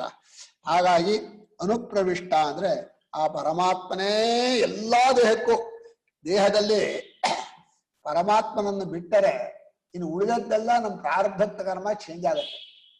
ಕಣ್ಣು, ಕಿವಿ, ಮೂಗು, ಶರೀರ ಎಲ್ಲ ರೋಗ ಎಲ್ಲ ಬರೋದು ನಮ್ಮ ಹಿಂದಿನ ಕರ್ಮದಕ್ಕೆ ತಕ್ಕ ಹಾಗೆ. ಪರಮಾತ್ಮ ಮಾತ್ರ ಯಾವ ಕರ್ಮವೂ ಇಲ್ಲ, ಅವನು ಬಂದು ಹೃದಯದಲ್ಲಿ ಇರ್ತಾನೆ. ಕರ್ಮ ಪ್ರಾರಬ್ಧ ಕರ್ಮವೂ ಬರಲ್ಲ, ಮುಂದೆ ಮಾಡೋ ಕರ್ಮವೂ ಬರಲ್ಲ, ಯಾವುದೂ ಬರಲ್ಲ. ಆದ್ರಿಂದ ಒಳಗ ಪ್ರವೇಶ ಮಾಡಿದ ಪರಮಾತ್ಮನಿಗೆ ಆಯಾ ದೇಹದ ಪ್ರಾರಬ್ಧ ಕರ್ಮವಾಗಲಿ, ಮಾಡ್ತಾ ಇರೋ ಆಗಿನ ಸಂಚಿತ ಕರ್ಮವಾಗಲಿ, ಮುಂದೆ ಆಗಾಮಿ ಕರ್ಮವಾಗಲಿ ಯಾವುದು ಸಂಬಂಧ ಇಲ್ಲ. ಹಾಗೆ ಅನುಪ್ರವೇಶ ಮಾಡಿ ವಿಶೇಷವದಿವ ಉಪಲಭ್ಯಮಾನ, ವಿಶೇಷ ಹೆಸರನ್ನು ಇಟ್ಕೊಂಡ ಹಾಗೆ. ಇವನ ಹೆಸರೇನೋ ಅಂತೇಳಿ ಹೇಳ್ತೀವಲ್ಲ, ಅದು ವಿಶೇಷ ಹೆಸರು. ವಿಶೇಷವದಿವ ನಿಜವಾಗಿ ಒಬ್ಬನೇ ಪರಮಾತ್ಮ ಇರೋದು, ಅದಕ್ಕೇನು ಹೆಸರಿಲ್ಲ. ಹೇಗೆ ಯಾವ ಮನೆಯ ಆಕಾಶಕ್ಕೂ ಬಣ್ಣ ಇಲ್ಲ, ಬಣ್ಣ ಇದೆಯಾ? ಆದ್ರೆ ಅಯ್ಯೋ ಈ ಹಾಲು ದೊಡ್ಡದಾಗಿದೆ, ಈ ಹಾಲು ಹಾಗಿದೆ, ಹಾಗೆ ಬರೀ ಸುಳ್ಳ. ಹೀಗೆ ವಿಶೇಷವಿದ್ದಂತೆ ಒಂದೊಂದು ಶರೀರದಲ್ಲೂ ತೇಜು ಭಾರಿ ಶಕ್ತಿ, ತೇಜು ಬಹಳ ಬುದ್ಧಿವಂತ, ವಿಶೇಷವಿದ್ದಾಗೆ ಹೇಳ್ತಾ ಇದ್ದೀವಿ. ಹೀಗೆ ಈ ರೀತಿ ಪ್ರತಿಯೊಂದು ಶರೀರದಲ್ಲೂ ಚೈತನ್ಯದಿಂದ ಒಳಗಿದ್ದವನು ವಿಶೇಷವಾದ ರೂಪವನ್ನ ತಗೊಂಡ ಕಾಣಿಸ್ತಾನೆ. ಆದರೂ ಎಲ್ಲಾ ಕಾರ್ಯಕ್ಕೂ ವಿಲಕ್ಷಣನಾಗಿದ್ದಾನೆ. ಇಲ್ಲಿರುವಂತಹ ದೇಹೇಂದ್ರಿಯಗಳಿಗಿಂತ ಬೇರೆಯಾಗಿ ಇದನ್ನ ಅಂಟ್ಕೊಂಡೇ ಇಲ್ಲ, ಜೊತೆಯಲ್ಲಿದ್ರು ಅಂಟ್ಕೊಂಡಿಲ್ಲ. ಕಣ್ರೆ ಇಷ್ಟು ದಿವಸ ಹುಟ್ಟಿದಾರಭ್ಯ ಕೊನೆಯವರೆಗೂ ಜೊತೆಯಲ್ಲಿದ್ರು ಸರ್ವ ಕಾರ್ಯ ವಿಲಕ್ಷಣಂ. ಎಷ್ಟು ಕಾರ್ಯಗಳ ವಸ್ತುಗಳಿದೆಯೋ ಅದಕ್ಕಿಂತ ಬೇರೆಯಾಗೇ ಇರ್ತಾರೆ. ಅದನ್ನ ಅದೃಶ್ಯತ್ವಾದಿ ಧರ್ಮ ಅದೃಶ್ಯೇನ ಆತ್ಮೀಯ ನಿರುತ್ತೆ ನಿಲಯನೇ ಭಯಂ. ಆ ಗುಣಗಳಿಂದ ಆ ಪರಮಾತ್ಮವನ್ನು ಕರೆತಾ ಇದೆ. ಅದು ಕಾಣಿಸ್ಕೊಳ್ಳೋದಲ್ಲ, ಶರೀರಾದಿಗಳಿಲ್ಲ, ಅದು ಬಿಡಿಸಿ ಹೇಳೋಕ್ ಬರೋಲ್ಲ, ಅದಕ್ಕೆ ಮತ್ತೊಂದು ಆಧಾರ ಇಲ್ಲ. ಈ ರೀತಿಯಾಗಿ ಅಭಯವಾದಂತಹ ಸ್ವರೂಪ ಅದು. ಹೀಗೆ ಆನಂದವೇ ಆ ನಿಜವಾದಂತಹದ್ದು ಚೈತನ್ಯದ ಸ್ವರೂಪ ಅಂತ. ಹೀಗೆ ಅದೃಶ್ಯತ್ವಾದಿ ಧರ್ಮಕಮೇವ ಆನಂದಂ ಅಂತ ಆನಂದ ಹೃದಯದಲ್ಲಿದೆ. ನೀವು ಪ್ರಪಂಚದಲ್ಲಿ ಹುಡುಕ್ತಾ ಇದ್ದೀರಿ, ಅಲ್ಲಿ ಎಲ್ಲೂ ಸಿಗಲ್ಲ. ಸಿಗಬೇಕಾದ್ರೆ ನಿಮ್ಮೊಳಗೆ ನೀವೇ ಸರ್ಕೋಬೇಕು, ಯಾರು ಕರ್ಕೊಂಡು ಹೋಗೋರಿಲ್ಲ. ನೀವು ನಿಮ್ಮೊಳಗೆ ಹೋಗದೆ ಹೋದ್ರೆ ನೀವೇ ನಿಮ್ಮನ್ನು ಕಳ್ಕೋತೀರಿ. ಆನಂದವು ಯಾವುದು ಹೃದಯದಲ್ಲಿದೆಯೋ ಅದೇವ ಅಹಂ, ಅದರಲ್ಲಿ ನಾನು ಅನ್ನೋ ಪ್ರೇಮದಿಂದ ಕೂತ್ಕೋಬೇಕು. ಅದು ಒಂದೇ ದಾರಿ. ನಾನು ಅನ್ನುವಂಥ ಜ್ಞಾನ ಒಂದೇ ಏಕಾತ್ಮ ಪ್ರತ್ಯಯ ಸಾರ ತದ್ಯದ ಆತ್ಮವಿದೋ ವಿದುಹು. ಈ ಆತ್ಮರೂಪವಾಗಿಯೇ ಪರಮಾತ್ಮ 4 ಪ್ರತ್ಯಯ ಇದೆ. ಇದು ಅನ್ನೋ ಪ್ರತ್ಯಯ, ನನ್ನದು ಅನ್ನೋ ಪ್ರತ್ಯಯ, ನೀನು ಅನ್ನೋ ಪ್ರತ್ಯಯ, ನಾನು ಅನ್ನೋ ಪ್ರತ್ಯಯ. 4 ಸರಿಯಲ್ಲ, ಆದ್ರೆ ಇದ್ದದ್ರಲ್ಲಿ ನಾನು ಅನ್ನೋದು ವಾಸಿ. ನೀನು ಅಂತ ಬರೋಲ್ಲ ಅವನು, ಇದು ಅಂತೂ ತೋರ್ಕೊಳ್ಳಲ್ಲ, ನನ್ನವನಂತೂ ಆಗಲ್ಲ. ಭಕ್ತಿಯಲ್ಲೇ ಹೇಳ್ಬಹುದು ನಮ್ಮವನು ಅಂತ, ಅದು ಗೌಣ. ಪರಮಾತ್ಮನ ಅನುಭವ ರೂಪವಾದ ಜ್ಞಾನ ನಾನು ಅನ್ನೋ ರೂಪದಲ್ಲೇ ಬರಬೇಕು. 4 ಪ್ರತ್ಯಯದಲ್ಲಿ ಯಾವುದು ಹತ್ರ? ಅಥವಾ ವೃತ್ತಿರ್ವಿಹಾಯಾನ್ಯಾಹ ಬರಲ್ವನ? ಪ್ರತ್ಯಕ್ವಾತ್ ಅತಿ ಸೂಕ್ಷ್ಮತ್ವಾತ್ ಆತ್ಮದೃಷ್ಟಿ ಅನುಕೀಲನಾತ್ ಅಥೋ ವೃತ್ತಿರ್ವಿಹಾಯಾನ್ಯಾಹ ಅಹಂ ಮೃತ್ಯೋಪಲಕ್ಷ್ಯತೆ ಅಂತ ವಾರ್ತಿಕಕಾರರು. ಒಳಗಿದ್ದಾನೆ, ಸೂಕ್ಷ್ಮವಾಗಿದ್ದಾನೆ, ಆತ್ಮದೃಷ್ಟಿಯನ್ನ ಎಲ್ಲಕ್ಕೂ ಕೊಟ್ಟಿಯಾನೆ. ದೇಹದಲ್ಲಿ ಯಾವ್ಯಾವ್ದು ಚೈತನ್ಯ ತಗಲುತ್ತೋ ಅದೆಲ್ಲ ನಾನು ನಾನು ಬಡ್ಕೊಳ್ಳುತ್ತೆ. ನಾನು ಯೋಚನೆ ಮಾಡಿ ಆತ್ಮನ ಚೈತನ್ಯ ತಗಲಿದ್ದೇ ಸಾಕು, ನಾನು ನಾನು ನಾನು ನಾನು ನಾನು ನಾನು ಅದೇನ್ ನಾನು ಕೂತ್ಕೊಳ್ಳುತ್ತೆ. ಇಂಥ ನಾನುಗಳು ಇಷ್ಟೆಲ್ಲ ಕುಣಿತಾ ಇದ್ರೆ ಆ ನಾನನ್ನೇ ಹಿಡ್ಕೊಂಡು ಹೋಗ್ಬೇಕು ನೀವು. ಅಲ್ಲಿ ಹೋದ್ಮೇಲೆ ನಾನು ಹೋಗ್ಲಿ ಪರವಾಗಿಲ್ಲ, ಆ ನಾನು ಅನ್ನುವಂಥ ಒಂದು ರೂಪದಿಂದ ಆನಂದ ಸ್ವರೂಪದಲ್ಲಿ ನೆಲೆ ನಿಂತ್ರೆ ನಿಮ್ಮ ಜೀವನ ಸಾರ್ಥಕ. ಈ ಅನುಪ್ರವೇಶಸ್ಯ ತದರ್ಥತ್ವ. ಅನುಪ್ರವೇಶ ಅಂದ್ರೆ ಪರಮಾತ್ಮನು ಇದೆಲ್ಲ ಸೃಷ್ಟಿ ಮಾಡಿ ತಾನೇ ಯಾಕೆ ಪ್ರವೇಶ ಮಾಡ್ದ ಅಂದ್ರೆ ಯಾರಾದ್ರೂ ತಿಳ್ಕೊತಾರ ನೋಡೋಣ. ಇಷ್ಟು ಜನ ಇದ್ದಾರೆ, ಎಷ್ಟು ಕೋಟಿ? ಎಲ್ಲೇ ಭಾರತದಲ್ಲೇ ಒಟ್ಟು ಪ್ರಪಂಚದಲ್ಲೇ ಗಣಿತ ನಿವೃತ್ತಿರ್ಬಿಟ್ಟ. ಇಷ್ಟು ಜನ ಇದಾರಲ್ಲ, ಯಾರಾದ್ರೂ ಹೃದಯದಲ್ಲಿರೋ ಪರಮಾತ್ಮನ್ ತಿಳ್ಕೊತಾರೋ ನೋಡೋಣ ಅಂತ ಒಳಗ್ ಪ್ರವೇಶ ಮಾಡಿದ್ರೆ ಯಾರು ನೋಡೋದೇ ಇಲ್ಲ, ಎಲ್ಲ ಹೊರಗಡೆ. ಯಾರಿಗೂ ಬೇಕಾಗಿಯೂ ಇಲ್ಲ. ಅದು ತಿಳ್ಕೊಳ್ಳೇಬೇಕು ಅನ್ನುವಂಥ ಒಂದು ಆಗ್ರಹ ಇರಬೇಕು. ಅದಕ್ಕೆ ತಕ್ಕಂಥ ಸಾಧನ ಮಾಡ್ಬೇಕು, ಅದಕ್ಕೆ ತಕ್ಕಂಥ ಗುರುಗಳನ್ನು ಹುಡ್ಕೋಬೇಕು. ಇವನು ಏನ್ ಪ್ರಪಂಚದಲ್ಲೇ ತಿರುಗಾಡ್ತಾ ಅಂಡಲಿತಾ ಇರ್ತಾನೆ, ಹುಚ್ಚನಾಗಿ ಅಂತ ಸಿಗತ್ತೆ. ಹೀಗೆ ಪರಮಾತ್ಮನ ಅನುಪ್ರವೇಶವು ಅವನನ್ನು ತಿಳ್ಕೊಳ್ಳೋಕೋಸ್ಕರ ಮಾಡಿಸಿದ್ದು. ತತ್ ಸೃಷ್ಟ್ವಾ ತದೇವಾನುಪ್ರಾವಿಶತ್ ಅಂತ ಹೇಳಿದ್ವಲ್ಲ. ಯಾತಕ್ ಪ್ರವೇಶ ಮಾಡ್ದ? ನನ್ನನ್ನು ಯಾರು ತಿಳ್ಕೋತಾರೋ ನೋಡೋಣ ಅಂತ ಹೃದಯದಲ್ಲೇ ರೂಪಂ ಪ್ರತ್ಯಕ್ಷಣಾಯ. ಹಾ ತದಸ್ಯ ರೂಪಂ ಪ್ರತಿಚಕ್ಷಣ. ಅಚ್ಚಾ ಇಂದ್ರೋ ಮಾಯಾ ತಸ್ಯ ಓಯಪ್ಪ ಏವಂ ವಿಜಾನತಃ ಶುಭಾಶುಭೇ ಕರ್ಮಣಿ ಜನ್ಮಾಂತರಾರಂಭಕೆ ನ ಭವತಃ ಇತ್ಯೇವಂ ಆನಂದವಲ್ಯಾಂ ವಿವಕ್ಷಿತೋರ್ಥಃ. ಹೀಗೆ ಆನಂದವಲ್ಲಿಯ ಆರಂಭದಿಂದ ಇದುವರೆಗೂ ಏನೇನಿದೆಯೋ ಅದರ ಸಾರವನ್ನ ಜಿಷ್ಟು ಅಂತ ಅರ್ಥ, ಅದನ್ನು ಭಾಷ್ಯಕಾರರು ಹೇಳ್ತಾ ಇದ್ದಾರೆ. ಹೀಗೆ ಪ್ರವೇಶ ಮಾಡದಿದ್ದಕ್ಕೆ ಈ ರೀತಿ ತಿಳ್ಕೊಂಡಂತಹ ಜ್ಞಾನಿಗೆ ಪುಣ್ಯ ಪಾಪಗಳೆರಡೂ ಕೂಡ ಮತ್ತೆ ಜನ್ಮಾಂತರವನ್ನು ಉಂಟು ಮಾಡೋದಿಲ್ಲ. ಇಲ್ಲೇ ಅವುಗಳನ್ನು ಆತ್ಮರೂಪವಾಗಿ ಕಂಡು ಬಿಡ್ತಾನೆ. ಆದ್ರಿಂದ ಅವನು ಆನಂದವಾಗಿ ತನ್ನ ಸ್ವರೂಪದಲ್ಲಿ ಇರ್ತಾನಪ್ಪ, ಬ್ರಹ್ಮಜ್ಞಾನಿಯಾದವನು ಅಂತ ಹೇಳೋಕ್ಕೋಸ್ಕರ ಆನಂದವಲ್ಲಿಯಲ್ಲಿ ಒಟ್ಟು ಇಷ್ಟೇ ವಿವಕ್ಷಿತವಾದ ಅರ್ಥ ಹೇಳಬೇಕು ಅಂತ ಹೊರಟದ್ದ ಅರ್ಥ ಇಷ್ಟು. ಭಾಷ್ಯಕಾರರು ಆನಂದವಲ್ಲಿಯ ವಿವಕ್ಷಿತೋರ್ಥ ಅಂತ ಹೇಳಿ ಅಲ್ಲಿಗೆ ಏನು ಸಾರ ಇದೆಯೋ ಅದನ್ನು ಹೇಳ್ಬಿಟ್ರು. ಹೇಳಿಬಿಟ್ಟು ಪರಿಸಮಾಪ್ತಾಚ ಬ್ರಹ್ಮವಿದ್ಯಾ, ಬ್ರಹ್ಮವಿದ್ಯೆ ಮುಗೀತು. ನಿಜವಾಗಿ ಕೇಳಿದ್ರೆ ಇನ್ನು ಹೇಳ್ಬೇಕಾದ್ದಿಲ್ಲ, ಅರ್ಥ ಆಗಬೇಕು. ಆದ್ರೆ ಅರ್ಥ ಆಗತ್ತನ? 100 ಸಲ ಕೇಳಿದ್ರು ಅರ್ಥ ಆಗಲ್ಲ. ಅತಃ ಪರಂ ಬ್ರಹ್ಮವಿದ್ಯಾ ಸಾಧನಂ ತಪೋ ವಕ್ತವ್ಯಂ ಅನ್ನಾದಿ ವಿಷಯಾಣಿ ಚ ಉಪಾಸನಾನಿ ಅನುಕ್ತಾನಿ ಇತ್ಯತಃ ಇದಮಾರಭ್ಯತೆ. ಈಗ ಇಲ್ಲಿಂದ ಮುಂದಿನ ಭೃಗುವಲ್ಲಿಯಲ್ಲಿ ಏನ್ ಹೇಳ್ತೀರಿ ಅಂತಂದ್ರೆ, ಬ್ರಹ್ಮವಿದ್ಯೆಗೆ ಸಾಧನ ತಪಸ್ಸು. ತಪಸ್ಸು ಅಂದ್ರೆ ಏಕಾಗ್ರತೆ, ವಿಚಾರ ಮಾಡ್ತಾ ಅಲ್ಲೇ ಮುಳುಗಿರ್ಬೇಕು, ಇನ್ ಬೇರೆ ಸಾಧನ ಇಲ್ಲ, ಅದರಲ್ಲೇ ಮನಸ್ಸಿರ್ಬೇಕು. ಕೇಳ್ತಾನೆ, ನೋಡಪ್ಪ ಈ ಜಗತ್ತೆಲ್ಲ ಯಾವ್ದ್ರಲ್ಲಿ ಹುಟ್ಟತ್ತೋ, ಯಾವ್ದ್ರಲ್ಲಿ ಇರುತ್ತೋ, ಯಾವ್ದ್ರಲ್ಲಿ ಹೊಡಗತ್ತೋ ಅದನ್ನ ವಿಚಾರ ಮಾಡು ಅಂದ. ಅನ್ನ ಅಂದ, ಐ ಮತ್ತೊಂದ್ಸಲ ವಿಚಾರ ಮಾಡು, ಓ ಪ್ರಾಣ ಅಂದ, ಐ ಇನ್ನೊಂದ್ಸಲ ವಿಚಾರ ಮಾಡು, ಮನಸ್ಸು. ಹೀಗೆ ಒಂದೊಂದನ್ನು ವಿಚಾರ ಮಾಡಿ ಮಾಡಿ ಮಾಡಿ ಅದನ್ನು ಅನುಭವಕ್ಕೆ ತಂದುಕೊಂಡು ಅದಕ್ಕೆ ತಪಸ್ಸೇ ಸಾಧನ. ಯಾವುದು ಸಾಧನ? ವಿಚಾರ ಮಾಡುವ ಏಕಾಗ್ರತೆಯೇ ಸಾಧನ ಅಂತ ಹೇಳಿ, ಅದು ಬ್ರಹ್ಮವಿದ್ಯೆಗೆ ಬಹಳ ಮುಖ್ಯವಾದ. ನೀವು ಎಷ್ಟು ವಿಚಾರವನ್ನ ಅಲ್ಲೇ ಏಕಾಗ್ರತೆಯನ್ನ ಮಾಡ್ತೀರೋ ಅಷ್ಟು ಒಳ್ಳೆ ಸಾಧನ. ಅದು ಬಿಟ್ಟು ಬಾಕಿದೆಲ್ಲ ಕೆಳಗಿನ ಸಾಧನಗಳು. ವಿಚಾರ ಮಾಡೋದು ಅನ್ನೋದಕ್ಕೆ ಶ್ರವಣಾದಿಗಳನ್ನು ಮಾಡೋದಾಗ್ಲಿ ಅಥವಾ ಒಬ್ಬರೇ ಕೂತ್ಕೊಂಡು ವಿಚಾರ ಮಾಡೋದಾಗ್ಲಿ ಕೇಳಿದ ಮೇಲೆ ಹೇಗಾರು ಆಗ್ಬೋದು. ಈಗ ಬ್ರಹ್ಮವಿದ್ಯಾ ಸಾಧನವಾದದ್ದು ತಪಸ್ಸು. ಆ ತಪಸ್ಸನ್ನು ಹೇಳಬೇಕು. ಅದಕ್ಕೆ ಜೊತೆಯಲ್ಲಿ ಅನ್ನಾದಿ ವಿಷಯದಲ್ಲಿ ಉಪಾಸನೆಗಳನ್ನು ಹೇಳಬೇಕು. ಅನ್ನಂ ನನಿಂದ್ಯಾತ್, ಅನ್ನಂ ನ ಪರಿಚಕ್ಷೀತ, ಅನ್ನಂ ಬಹುಪದಿ, ಇವುಗಳ ವಿಷಯದಲ್ಲಿ ಉಪಾಸನೆ. ಅಥವಾ ಇಲ್ಲಿ ಅನ್ನಂ ಬ್ರಹ್ಮೇ ದಿವ್ಯಜಾನಾತ್, ಅದು ಒಂದು ಉಪಾಸನೆ. ಹೀಗೆ ಉಪಾಸನೆಗಳನ್ನ ಬಹಳವಾಗಿ ಇಲ್ಲಿ ಹೇಳಬೇಕು. ಉಪಾಸನೆ ಹೇಳಿದ್ರೆ ಭಕ್ತಿ. ಆ ಭಕ್ತಿ ಇದ್ರೆ ಮನುಷ್ಯ ಒಳಮುಖನಾಗ್ತಾನೆ. ಪ್ರೇಮ ಇಲ್ಲದೆ ಹೋದ್ರೆ ರುಚಿ ಬರಲ್ಲ, ಬೇಜಾರಾಗ್ಬಿಡತ್ತೆ. ಅಯ್ಯಯ್ಯ ಅಂತ ಹೇಳ್ತೀನಿ ಅಂತ. ಅದನ್ನ ಪ್ರೇಮವನ್ನ ಇಟ್ಕೊಂಡಾಗ ಮತ್ತೆ ರಿಪೀಟ್ ಆದ್ರೂ ಬೇಜಾರಿಲ್ಲ. ಭಕ್ತಿಯನ್ನ ಪ್ರೇಮವನ್ನ ಜೋಡಿಸ್ಕೊಂಡು ಈ ವಿಚಾರವನ್ನ ನೀವು ಮಾಡಬೇಕು ಅಂತ ಹೇಳಿ ಇದಮಾರಭ್ಯತೆ. ಈ ಭೃಗುವಲ್ಲಿ ಅನ್ನೋದು ಪ್ರಾರಂಭವಾಗ್ತಾ ಇದೆಪ್ಪ. ಭೃಗುವಲ್ಲಿ ಹೇಳಬೇಕಾದದ್ದು ಇದು ಹೇಳ್ತಾ ಇದೆ, ತತ್ವವನ್ನು ಹೇಳ್ತಾ ಇದೆ. ತತ್ವವನ್ನು ಹೇಳಿದ್ರು ಹಿಂದೆ ಹೇಳಿದ ತತ್ವವನ್ನೇ ಮತ್ತೆ ಅನುವಾದ ಮಾಡೋದು. ವ್ಯತ್ಯಾಸ ಏನು ಗೊತ್ತಾ?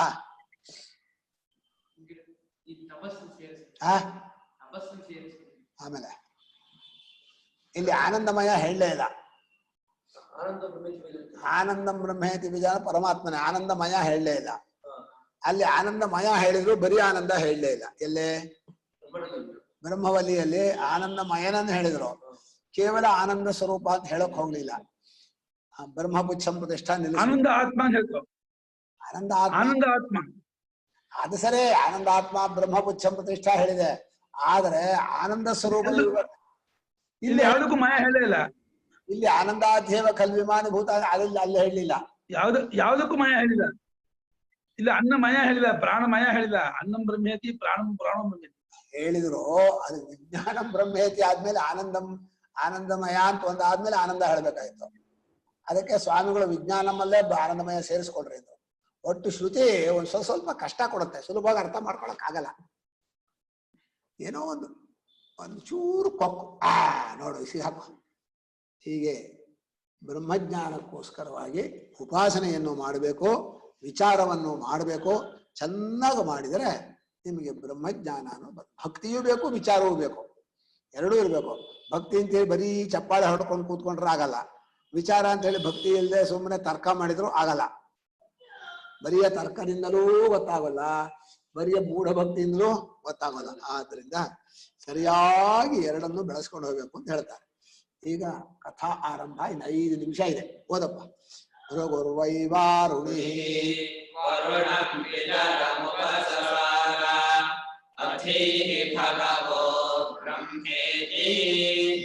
ಅದಚ್ಛೇದ ಮಾಡಪ್ಪ.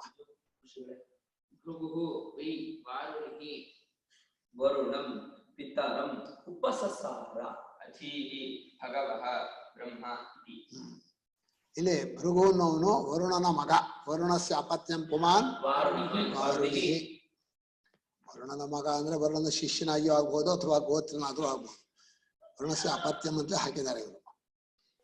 ಯಾಕಂದ್ರೆ ಮುಂದೆ ಪಿತರಂ ಅಂತ ಇದೆಯಲ್ಲ, ವರುಣಂ ಪಿತರಂ ಅಂತ ಇರೋದ್ರಿಂದ ಮುಂದಿನ ವಾಕ್ಯಲ್ಲಿ ಮಗನೇ ಆಗ್ಬೇಕಲ್ಲ. ಅವನು ವರುಣನ ಮಗನಾದ ಭೃಗು ತಂದೆ ಹತ್ರ ಹೋದ.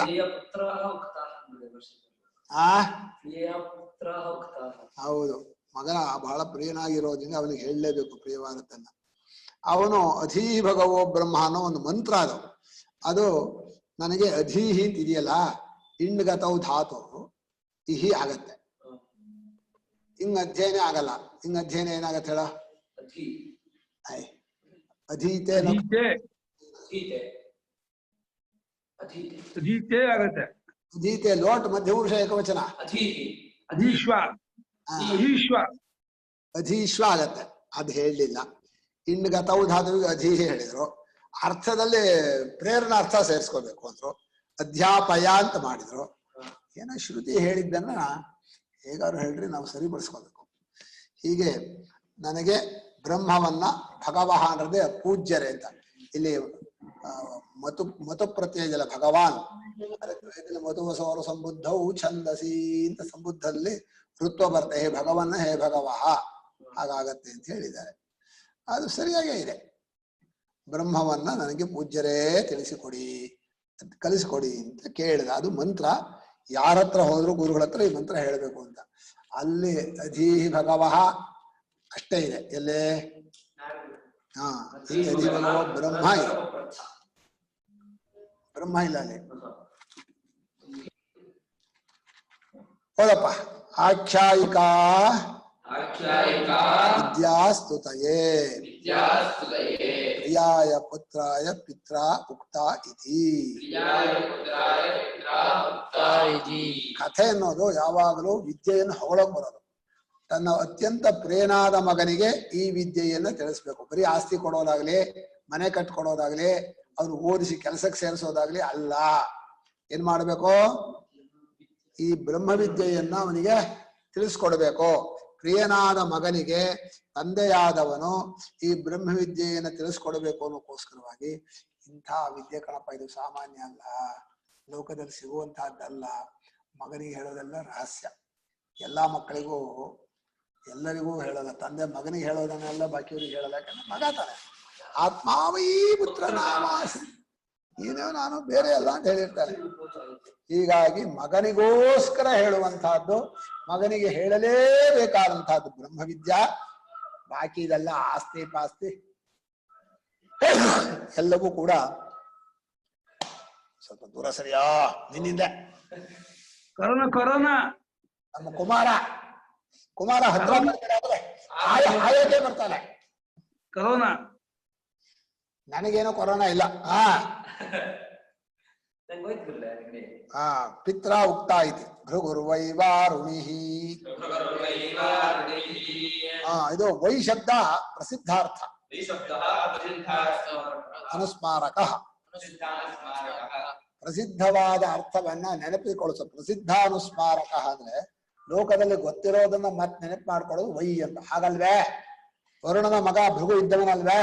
ನಿಮ್ಗೆಲ್ಲ ಗೊತ್ತಿದೆಯಲ್ವಾ ಅಂತ ಉಪನಿಷತ್ತು ಪ್ರಸಿದ್ಧಾರ್ಥವನ್ನು ಹೇಳುವಾಗ, ನಿಂಗೆ ಗೊತ್ತಿತ್ತನ ವರುಣನ ಮಗ ಭೃಗು ಅಂತ? ದಡ್ಡ, ಪ್ರಸಿದ್ಧ ಅಂತ ಬರ್ದೆ ಗೊತ್ತಿಲ್ಲ ಅಂತೀಯಲ್ಲ. ಹೇಜೋ ಭೃಗು ವರುಣನ ಮಗನ್ ಗೊತ್ತಿತ್ತೋ ಇಲ್ವಾ? ಹೀಗೆ ಪ್ರಸಿದ್ಧವಾದ ಅರ್ಥವನ್ನ ಶ್ರುತಿ ವೈ ಎಂಬ ಪದದಿಂದ ಹೇಳ್ತಾ ಇದೆ. ವರುಣನ ಮಗ ಭೃಗು ಇದ್ನಲ್ಲ, ಭೃಗು ಇತ್ಯೇವಂ ನಾಮ ಪ್ರಸಿದ್ಧ ಅನುಸ್ಮಾರ್ಯತೆ. ಭೃಗು ಎಂಬ ಹೆಸರಿನ ಮಹಾಪುರುಷ ಋಷಿ, ಸಪ್ತರ್ಷಿಗಳಲ್ಲಿ ಒಬ್ಬವನು. ಅವನನ್ನ ಮತ್ತೆ ಅನುಸ್ಮರಣೆ ಮಾಡ್ತಾ ಇದ್ದಾರೆ, ಪ್ರಸಿದ್ಧನಾದಂತಹ ಪುರುಷ. ವಾರುಣಿ ವರುಣಸ್ಯ ಅಪತ್ಯಂ ವಾರುಣಿ. ವರುಣನ ಮಗನೇ ಆದ್ರಿಂದ ವಾರುಣಿ. ಯಾಕೆಂದ್ರೆ ಅಪತ್ಯಂ ಅಂದ್ರೆ ಮುಂದೆ ವರುಣಂ ಪಿತರಂ ಅಂತ ಇರೋದ್ರಿಂದ ತಂದೆ ಹತ್ರ ಹೋದ ಅಂದ್ರೆ ಮಗ ಆಗಲೇಬೇಕಲ್ಲ. ಆದ್ರಿಂದ ವರುಣನ ಮಗನಾಗಿರುವಂಥವನಿವನು ವಾರುಣಿ. ಅದು ಅತ ಈ ಅಂತ ಒಂದು ಸೂತ್ರ ಇದೆ. ಏನೋ ಅಕಾರ ಅಂತ ಇದಕ್ಕೆ ಈ ಬರುತ್ತೆ. ದಶರಥಸ್ಯ ಅಪತ್ಯಂ ಪುಮಾನ್ ಇಕಾರ ಬರುತ್ತೆ. ಎಲ್ಲಾ ಕಡೆ ಹಾಗೆ ಬರುತ್ತೆ ಅಂತಲ್ಲ, ಬಂದದ್ದಕ್ಕೆ ಹಾಗೆ ಅಂತ ಇರ್ತದೆ. ವರುಣನ ಮಗನಾದ್ರಿಂದ. ಆದ್ರೆ ಕೆಲವು ಜಾಗದ ಸ್ತ್ರೀಗೂ ಬರುತ್ತೆ. ಸುಮಿತ್ರಾಯ ಪತ್ಯಂ ಪುಮಾನ್ ಸೌಮಿತ್ರಿ. ಆದ್ರೆ ತಾಟಕಾಯ ಪತ್ಯಂ ಪುಮಾನ್ ತಾಟಕೇಯ ಸ್ತ್ರೀಭ್ಯೋಢಕ. ಹೀಗೆ ವರುಣನ ಮಗ ವಾರುಣಿ. ಅವನು ವರುಣಂ ಪಿತರಂ. ಹೌದಾ? ಬ್ರಹ್ಮ ವಿಜಿಜ್ಞಾಸು ಬ್ರಹ್ಮವಿಜಿಜ್ಞಾಸೋ ಉಪಸಸಾರ ಉಪಗತವಾನ್. ಉಪಸಸಾರ ಉಪಗತವಾನ್. ತಂದೆಯಾದ ವರುಣನ ಬಳಿಗೆ ಬ್ರಹ್ಮವನ್ನ ಅನುಭವದಿಂದ ಕಂಡುಕೊಳ್ಳಬೇಕೆಂಬ ಇಚ್ಛೆಯಿಂದ ವಿಜಿಜ್ಞಾಸು, ಬರೀ ಜಿಜ್ಞಾಸು ಅಲ್ಲ, ವಿ ಇದೆ, ವಿಶೇಷವಾಗಿ ಅನುಭವದಿಂದ ಕಂಡುಕೊಳ್ಳೋ ಇಚ್ಛೆಯಿಂದ ಉಪಸಸಾರ ಹತ್ತಿರ ಹೋದ. ನಾನು ಬ್ರಹ್ಮವನ್ನ ತಿಳ್ಕೋಬೇಕು, ಸುಮ್ಮನೆ ಲೋಕದ ಅದು ಇದು ತಿಳ್ಕೋಬಾರ್ದು ಅಂತ ಹೋದ. ಹೋಗಿ ಒಂದು ಮಂತ್ರವನ್ನು ಹೇಳ್ದ. ಅಧೀಹಿ ಭಗವೋ ಬ್ರಹ್ಮ ಅಧೀಹಿ ಭಗವೋ ಬ್ರಹ್ಮ ಇತ್ಯನೇನ ಮಂತ್ರೇಣ. ಇತ್ಯನೇನ ಮಂತ್ರೇಣ. ಈ ಮಂತ್ರವನ್ನು ಹೇಳ್ತಾ ಹತ್ರ ಹೋದ.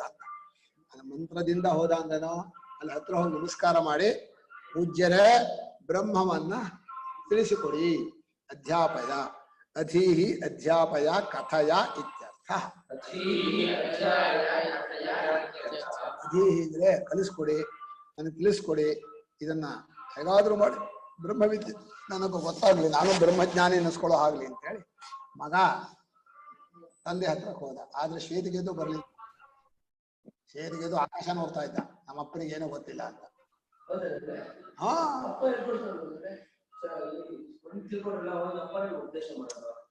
ಇವನಾಗ ಹೋಗ್ಲಿಲ್ಲ. ಅಪ್ಪ ಪ್ರಶ್ನೆ ಮಾಡ್ದ, ಉತತಮಾದೇಶಂ ಅಪ್ರಾಕ್ಷ್ಯ ಏನಾಶ್ರುತಂ ಶ್ರುತಂ ಭವತ್ಯಮತಂ ಮತಂ ಅವಿಜ್ಞಾತಂ ವಿಜ್ಞಾತಂ ಕಥನ್ನು ಸ ಭಗವ ಆದೇಶೋ ಭವತಿ ಕೇಳ್ದ. ಒಂದಂತ ತಿಳ್ಕೊಂಡ್ರೆ ಎಲ್ಲವನ್ನೂ ತಿಳ್ಕೊಂಡ ಹಾಗೆ, ಎಲ್ಲವನ್ನೂ ಯೋಚನೆ ಮಾಡಿದಾಗ ಆಗತ್ತಲ್ಲ, ಅದನ್ನ ಗುರುಗಳಿಂದ ಕೇಳಿದ್ಯೇನೋ ಅಂದ್ರೆ ಆಧಾರ ಆಗತ್ತ, ಆಗೋದೇ ಇಲ್ಲ ಅಂದ. ಇಂಥ ದಡ್ಡ ನೋಡು, ಪ್ರಶ್ನೆನೇ ಅರ್ಥ ಮಾಡ್ಕೊಳಕ್ ಬರಲಿಲ್ಲ. ಆದ್ರೆ ತಂದೆ ಬಿಡ್ಲಿಲ್ಲ. ಅಲ್ಲಿ ಮನುಷ್ಯ ತಂದೆಯಾದವನು ಮಗನಿಗೆ ಬ್ರಹ್ಮಜ್ಞಾನವನ್ನು ತಿಳಿಸ್ಕೊಡ್ಲೇಬೇಕು ಅಂತಿದ್ರೆ ಅವನು ಕೇಳಲಿ ಬಿಡ್ಲಿ, ಅವನು ಕರೆಸಿ ಕೂರಿಸಿ ಅವನಿಗೆ ಸರಿಯಾದಂಥ ಉಪದೇಶವನ್ನ ಮಾಡ್ಲೇಬೇಕು. ಆದ್ರಿಂದ ಅಧೀಹಿ ಅಧ್ಯಾಪಯ ಕಥಯ ಇತ್ಯರ್ಥ. ತಿಳಿಸ್ಕೊಡಿ ಸ್ವಾಮಿ ನನಗೆ ಬ್ರಹ್ಮವನ್ನ ಅಂತ ಕೇಳಿದ. ಆಯ್ತು ಅಂದ್ರು. ಮುಂದಕ್ಕೂ ಹೋಗ್ಬೇಕು, ಇನ್ನೊಂದು ಸಲ 5 ನಿಮಿಷ ಇದೆ, ಹೋದ್ಬಿಡ. 10 ನಿಮಿಷ ಇದೆ, 5 ಹಿಂದಿದೆ, 10 ನಿಮಿಷ ಇದೆ. ಏನು ನಮ್ದ್ರಲ್ಲಿ 5 ನಿಮಿಷ ಕಾಣಿಸ್ತಾ ಇದೆಪ್ಪ. 10 ನಿಮಿಷ ಇದೆ, ಅದು ಮುಂದಿದೆ 5 ನಿಮಿಷ. ಏನೋ 5 ನಿಮಿಷ ಫಾಸ್ಟ್ ಅದು. ಇದು ಕರೆಕ್ಟ್ ಆಗಿ ಶುರು ಮಾಡಿದೀವಿ. 10 ನಿಮಿಷ ಹೇಳಿ. ಹಾ ತಸ್ಮಾತ್ ಏತತ್ ಪ್ರೋವಾಚ ಅನ್ನಂ ಪ್ರಾಣಂ ಚಕ್ಷುಃ ಶ್ರೋತ್ರಂ ಮನಃ ವಾಚಂ ಇತಿ. ಆ ಭೃಗುವಿಗೆ ಈ ವಿಷಯವನ್ನು ಹೇಳಿದ. ಅಲ್ಲ ಸ್ವಾಮಿ, ಬ್ರಹ್ಮ ತಿಳಿಸ್ಕೊಡಿ ಅಂದ್ರೆ ಅನ್ನ ಪ್ರಾಣ ಚಕ್ಷುಸ್ಸು ಶ್ರೋತ್ರ ಮನಸ್ಸು ವಾಕ್ ಇದೆಂತ ಇದು? ಏನೋ ಕೇಳಿದ್ರೆ ಏನೋ ಉತ್ತರ ಹೇಳೋದು. ಕೇಳಿದ್ದೇನೋ ಬ್ರಹ್ಮವನ್ನು ಸ್ವಾಮಿ ಅಂತಂದ್ರೆ ಇವನ್ ಕೇಳಿದ್ದು ಅನ್ನ ಪ್ರಾಣ ಚಕ್ಷುಸ್ಸು ಶ್ರೋತ್ರ ಮನಸ್ಸು ವಾಕು ಇವುಗಳನ್ನ ಅವರಿಗೆ ಉಪದೇಶ ಮಾಡಿದ. ಇವುಗಳನ್ನು ತಿಳ್ಕೊ ವಿಚಾರ ಮಾಡುವಂತ. ಇದು ಬ್ರಹ್ಮವನ್ನು ತಿಳ್ಕೊಳ್ಳೋ ಹೋಗೋ ದಾರಿ. ಇದ್ಯಾವುದೋ ದೇಹದ ಒಳಗೆ ಅಧ್ಯಾತ್ಮದ ಒಳಗಡೆ ಹೋಗೋ, ಹೊರಗಡೆ ಅಂಗಡಿಯಲ್ಲಿ ಹೋಗಿ ಕೇಳ್ಬಿಟ್ಟಿ ಆ ಬ್ರಹ್ಮ ಹೇಗಿದೆ ಅಂತ. ಅದು ಸಿಗುವಂತಹದ್ದೆಲ್ಲ ಹೊರಗಡೆ ಏನಕ್ಕೋಸ್ಕರವಾಗಿ ಒಂದೊಂದ ಒಳಗ್ ಮುಖವಾಗಿ ಹೋಗುವನಕ್ಕೋಸ್ಕರ, ಅಂತರ್ಮುಖತೆ ಬರಲಿನಕ್ಕೋಸ್ಕರ ಈ ವಾಕ್ಯಗಳು ಬಂದಿರೋದು. ಅದರಿಂದ ಆ ಭೃಗುವಿಗೆ ವರುಣ ಉಪದೇಶ ಮಾಡಿದ್ದು ಇಷ್ಟೇ. ನೋಡು, ಈ ಅನ್ನ ಪ್ರಾಣ ಚಕ್ಷಸ್ಸು ಶ್ರೋತ್ರ ಮನೋ ವಾಕ್ ಇದೆಯಲ್ಲ, ಇದೇ ದ್ವಾರ. ಅದನ್ನ ಹೇಳ್ತಾರೆ ಭಾಷ್ಯಕಾರರು. ಸಚ ಪಿತಾ ವಿಧಿವದ್ ಉಪಸನ್ನಾಯ ತಸ್ಮೈ ಪುತ್ರಾಯ ಏತದ್ವಚನಂ ಪ್ರೋವಾಚ. ಏತದ್ವಚನಂ ಪ್ರೋವಾಚ. ಆ ತಂದೆ ವಿಧಿವತ್ತಾಗಿ ಬಂದ ಅಂದ್ರೆ ಶಾಸ್ತ್ರೋಕ್ತವಾಗಿ ಒಳ್ಳೆ ಮಂತ್ರವನ್ನ ತಗೊಂಡು ನಾನು ಬ್ರಹ್ಮವನ್ನ ತಿಳಿಸ್ಕೊಡಿ ಅಂತ ಬಂದಂತ ಆ ಮಗನಿಗೆ ಈ ಮುಂದಿನ ಮಾತನ್ನ ಅವ್ರು ಹೇಳಿದ್ರು. ವರುಣನು ಬ್ರಹ್ಮಜ್ಞಾನಿ ಅಂತ ಆಯ್ತು. ಯಾಕಂದ್ರೆ ಬ್ರಹ್ಮವನ್ನು ತಿಳ್ಕೊಂಡು ಉಪದೇಶ ಮಾಡ್ಬೇಕಾರೆ ವರುಣನು ಬ್ರಹ್ಮಜ್ಞಾನಿ, ಇಂದ್ರನು ಬ್ರಹ್ಮಜ್ಞಾನಿ, ಎಲ್ಲ ಬಹಳ ದೇವತೆಗಳು, ಯಮನೋ ಬ್ರಹ್ಮಜ್ಞಾನಿ. ಹೀಗೆ ಮಗನಿಗೆ ಈ ಮಾತನ್ನು ಹೇಳಿದಾನೆ. ಏನಂತ? ಅನ್ನಂ ಪ್ರಾಣಂ ಚಕ್ಷುಶ್ರೋತ್ರಂ ಮನೋವಾಚಂ ಇತಿ ಅಂತ. ಅನ್ನ ಅಂದ್ರೆ ಶರೀರ, ಪ್ರಾಣ ಅಂದ್ರೆ ಅದಕ್ಕೊಳಗಿರೋದು ತಿನ್ನುವಂಥವನು, ಚಕ್ಷುಸ್ಸು ಅಂದ್ರೆ ಆ ಅರಿಯುವ ಸಾಧನ, ಕಿವಿನೂ ಅಷ್ಟೆ, ಮನಸ್ಸು ಅಷ್ಟೆ, ವಾಕು ಅಷ್ಟೇ. ಇದೆಲ್ಲ ಬ್ರಹ್ಮವನ್ನು ತಿಳ್ಕೊಳ್ಳೋ ದ್ವಾರಗಳ ಹೊರತು ಇದೇ ಬ್ರಹ್ಮ ಅಲ್ಲ. ಇವುಗಳ ಮೂಲಕವಾಗಿ ನೀನು ಅಂತರ್ಮುಖನಾದ್ರೆ ಬ್ರಹ್ಮವನ್ನು ತಿಳ್ಕೋಬಹುದು. ಅದಕ್ಕೋಸ್ಕರ ಹೇಳಿದರು. ಇಲ್ಲಿ ಚೆನ್ನಾಗಿ ಮಾಡಿದ್ದಾರೆ ಭಾಷ್ಯಕಾರರು. ಅನ್ನಂ ಪ್ರಾಣಂ ಚಕ್ಷುಶ್ರೋತ್ರಂ ಮನೋವಾಚಮಿತಿ ಅಂತ ಮೂಲದಲ್ಲಿದೆ. ಅದಕ್ಕೆ ವಿವರಣೆ ಕೊಡ್ತಾರೆ. ಅನ್ನಂ ಶರೀರಂ. ಅನ್ನ ಅಂದ್ರೆ ನಾವು ತಿನ್ನುವಂತ ಎಲೆಯಲ್ಲಿ ಹಾಕಿರೋ ಅನ್ನ ಅಲ್ಲ, ಅದು ತಿಂದ ಮೇಲೆ ಆಗತ್ತಲ್ಲ ದೇಹ, ಅದನ್ನೇ ಅನ್ನ ಅನ್ನ ಅಂದ್ರು. ಅಂದ್ರೆ ಶರೀರ ಅಂತ ಆಯ್ತು. ತದಭ್ಯಂತರಂಚ ಪ್ರಾಣಂ ಅತ್ತಾರಂ. ಈ ಅನ್ನವನ್ನು ತಿನ್ನೋ ಒಳಗಡೆ ಪ್ರಾಣ ಇದ್ದಾನೆ. ಆ ಪ್ರಾಣ ಇದ್ರೆ ತಾನೆ ಅನ್ನ ತಿನ್ನೋದು. ಅನ್ನ ಹತ್ರವಾದ ಪ್ರಾಣ ಒಳಗ್ ಕೂತ್ಕೊಂಡಿದ್ದಾನೆ. ಇನ್ನು ಒಳಗ್ ಸರಿ. ಉಪಲಬ್ಧಿ ಸಾಧನಾನಿ. ಉಪಲಬ್ಧಿ ಅಂದ್ರೇನೋ ಜ್ಞಾನ.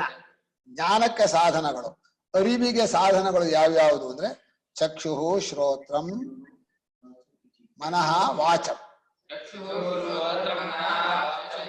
ಇತಿ. ಕಣ್ಣು ಕಿವಿ ಮನಸ್ಸು ಮಾತು, ಈ ನಾಲ್ಕು ಅರಿಯುವುದಕ್ಕೆ ಸಾಧನಗಳು. ಅಂದ್ರೆ ಒಳಮುಖವಾಗಿ ಹೋದ್ರೆ ಇವುಗಳಿಂದ ಅರಿಯೋಕ್ಕಾಗತ್ತೆ ಅಂತಲ್ಲ. ಏತಾನಿ ಬ್ರಹ್ಮೋಪಲಬ್ಧವು ದ್ವಾರಾಣಿ. ಇದು ಬ್ರಹ್ಮವನ್ನು ತಿಳ್ಕೊಳ್ಳೋಕೆ ದ್ವಾರಗಳು. ಇತಿ ಉಕ್ತವಾನ್. ದ್ವಾರಾಣಿ ಉಕ್ತವಾನ್. ಹೇಗೆ ದ್ವಾರ ಆಗುತ್ತೆ? ಇದು ಹೇಗೆ ದ್ವಾರ ಆಗುತ್ತೆ ಅನ್ನ? ಅದು ಶರೀರ ಇದ್ರೆ ತಾನೆ. ಶರೀರ ಮಾಧ್ಯಂ ಖಲು ಧರ್ಮ ಸಾಧನಂ. ಅದ ಪಂಚಭೂತ ಇದ್ರೆ ಆಯ್ತು. ಹಾಗಲ್ಲ, ಅಂತರ್ಮುಖನಾಗಿ ಹೋಗ್ಬೇಕು ಅಂತ. ಮನುಷ್ಯನಿಗೆ ಎಲ್ಲಿದಾನೋ ಹೊರಗಡೆ ಇದ್ದಾನೆ. ಬಾಹ್ಯಾರ್ಥ ವಿಮುಖೀಕರಣಾರ್ಥ ನೀತಿ ಬ್ರೂಮಃ ಅಂತ ಹೇಳಿದಾಗ ಒಳಮುಖವಾಗಿ ಹೋಗ್ಬೇಕಪ್ಪ ನೀನು. ಹೊರಗಡೆ ಹೋದ್ರೆ ಬ್ರಹ್ಮ ಸಿಗೋದಿಲ್ಲ ಅನ್ನೋಕ್ಕೋಸ್ಕರ ಈ ಮಾತುಗಳನ್ನು ಹೇಳಿದಾನಷ್ಟೇ. ಅದು ಒಂದಕ್ಕೊಂದಕ್ಕೆ ನೇರವಾದ ಸಂಬಂಧ ಏನಿಲ್ಲ. ಕಣ್ಣು ಕಿವಿ ಮನಸ್ಸು ಮಾತು ಏನು ಒಂದಕ್ಕೊಂದಕ್ಕೆ ಏನ್ ಸಂಬಂಧ ಇದೆ? ಅವುಗಳೆಲ್ಲ ತಿಳ್ಕೊಳ್ಳೋ ಸಾಧನಗಳು. ಹೌದು, ನೀನು ಅಂತರ್ಮುಖನಾಗೋ, ಹೊರಗಡೆ ಹುಡುಕಬೇಡ ಅಂತ ಹೇಳಿದ್ದಾರೆ. ಈಗ ಸಾಧನಗಳನ್ನು ಇಟ್ಕೊಂಡು ಇನ್ ಹೇಗೆ ವಿಚಾರ ಮಾಡಬೇಕು ಅಂತ ಮುಂದೆ ಹೇಳ್ತಾರೆ. ಏನ್ ಹೇಳ್ತಾರೆ?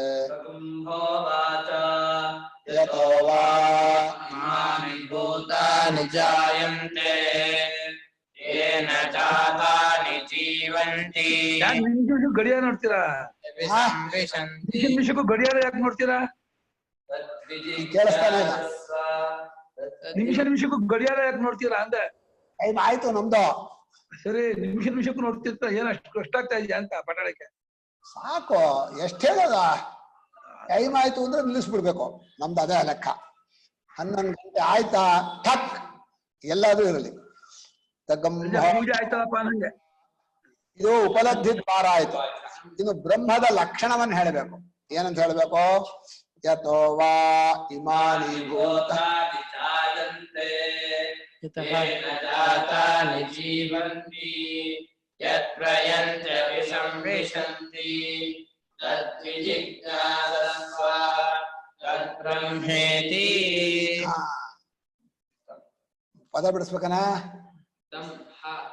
ಉವಾಚ ಯತಃ ವಾ ಇಮಾನಿ ಭೂತಾನಿ ಜಾಯಂತೆ ಯೇನ ಜಾತಾನಿ ಜೀವಂತಿ ಯತ್ ಪ್ರಯಂತಿ ಅಭಿ ಸಂವಿಶಂತಿ. ತತ್ ವಿಜಿಜ್ಞಾಸಸ್ವ. ಈ ವಾಕ್ಯದಲ್ಲಿ ವರುಣ ಹೇಳಿರೋದು ಒಂದು ಪದ ನಮ್ಗೆ ಸಂದೇಹ ಆಗ್ತಾ ಇದೆ. ಇದೆಲ್ಲ ಭೂತಗಳು ಯಾವನಿಂದ ಹುಟ್ಟುತ್ತವೆ ಅಂತ. ಈ ಭೂತಗಳು ಅಂದ್ರೆ ಜೀವಿಗಳೋ ಪಂಚಭೂತಗಳೋ? ಯಾವುದನ್ನ ಹೇಳ್ಬೇಕು? ಪಂಚಭೂತಗಳು ಹುಟ್ಟತ್ತೆ ಅಂತ ಹೇಳ್ಬೇಕು ಅಥವಾ ಎಲ್ಲಾ ಚತುರ್ವಿಧ ಶರೀರಗಳು? ಭೂತಾನಿ ಭವಂತಿ ಭೂತಾನಿ ಎಲ್ಲವೂ ಸಾವಜಂಗಮಾತ್ಮಕ ಎಲ್ಲವೂ ಎಲ್ಲ ಜನ್ಮಾದ್ಯಸೇತಃ. ಸರಿಪ, ಜನ್ಮಾದ್ಯಸೇತ ಇದಿರುತ್ತೆ. ಅದ ಪಂಚಭೂತಗಳು. ಪಂಚಭೂತ ಹೇಳ್ತೀರಾ ಚತುರ್ವಿಧ? ಅವು ಅಂಡಜ ಉದ್ಭಿಜ ಪಂಚಭೂತ. ಪಂಚಭೂತ ಆದ್ರೆ ಮುಂದೆ ಜೀವಂತಿ ಇದೆ ಮುಂದಿನ ವಾಕ್ಯಲ್ಲೇ. ಸರಿ, ಎಲ್ಲಾ ಭೂತಗಳು ಅಂದ್ರೆ ಪಂಚಭೂತಗಳು ಆಯ್ತು, ಜೀವಿಗಳು ಆಯ್ತು. ಎಲ್ಲಾ ಭೂತಗಳು ಯಾವ ಸ್ವರೂಪದಿಂದ ಹುಟ್ಟುತ್ತವೆ ಅಂತ. ಇಲ್ಲಿ ಇಮಾನಿ ಭೂತಾನಿ ಅನ್ನೋದನ್ನೇ ಭಾಷ್ಯಕಾರರು ವಿಸ್ತಾರವಾಗಿ ಅಲ್ಲಿ ಅಸ್ಯ ಜಗತೋ ನಾಮರೂಪಾಭ್ಯಾಂ ವ್ಯಾಕೃತಸ್ಯ ಅನೇಕ ಕರ್ತೃಭೋಕ್ತೃ ಸಂಯುಕ್ತಸ್ಯ ಪ್ರತಿನಿಯತ ದೇಶಕಾಲ ನಿಮಿತ್ತ ಕ್ರಿಯಾಫಲಾಶ್ರಯಸ್ಯ ಮನಸಾಪ್ಯಚಿಂತ ರಚನಾರೂಪಸ್ಯ ಅಂತ 4 ವಿಶೇಷಣ ಕೊಟ್ರು. ಈ 4 ವಿಶೇಷಣ ಎಷ್ಟು ಚೆನ್ನಾಗಿದೆ ಅಂದ್ರೆ ಇದೆಲ್ಲ ಹುಟ್ಟಬೇಕು ಅಂದ್ರೆ ಅದೆಲ್ಲ ಇರಬಾರ್ದು ತಾನೆ. ಹುಟ್ಟೋಕ್ ಮುಂಚೆ ಇರೋಲ್ವಲ್ಲ.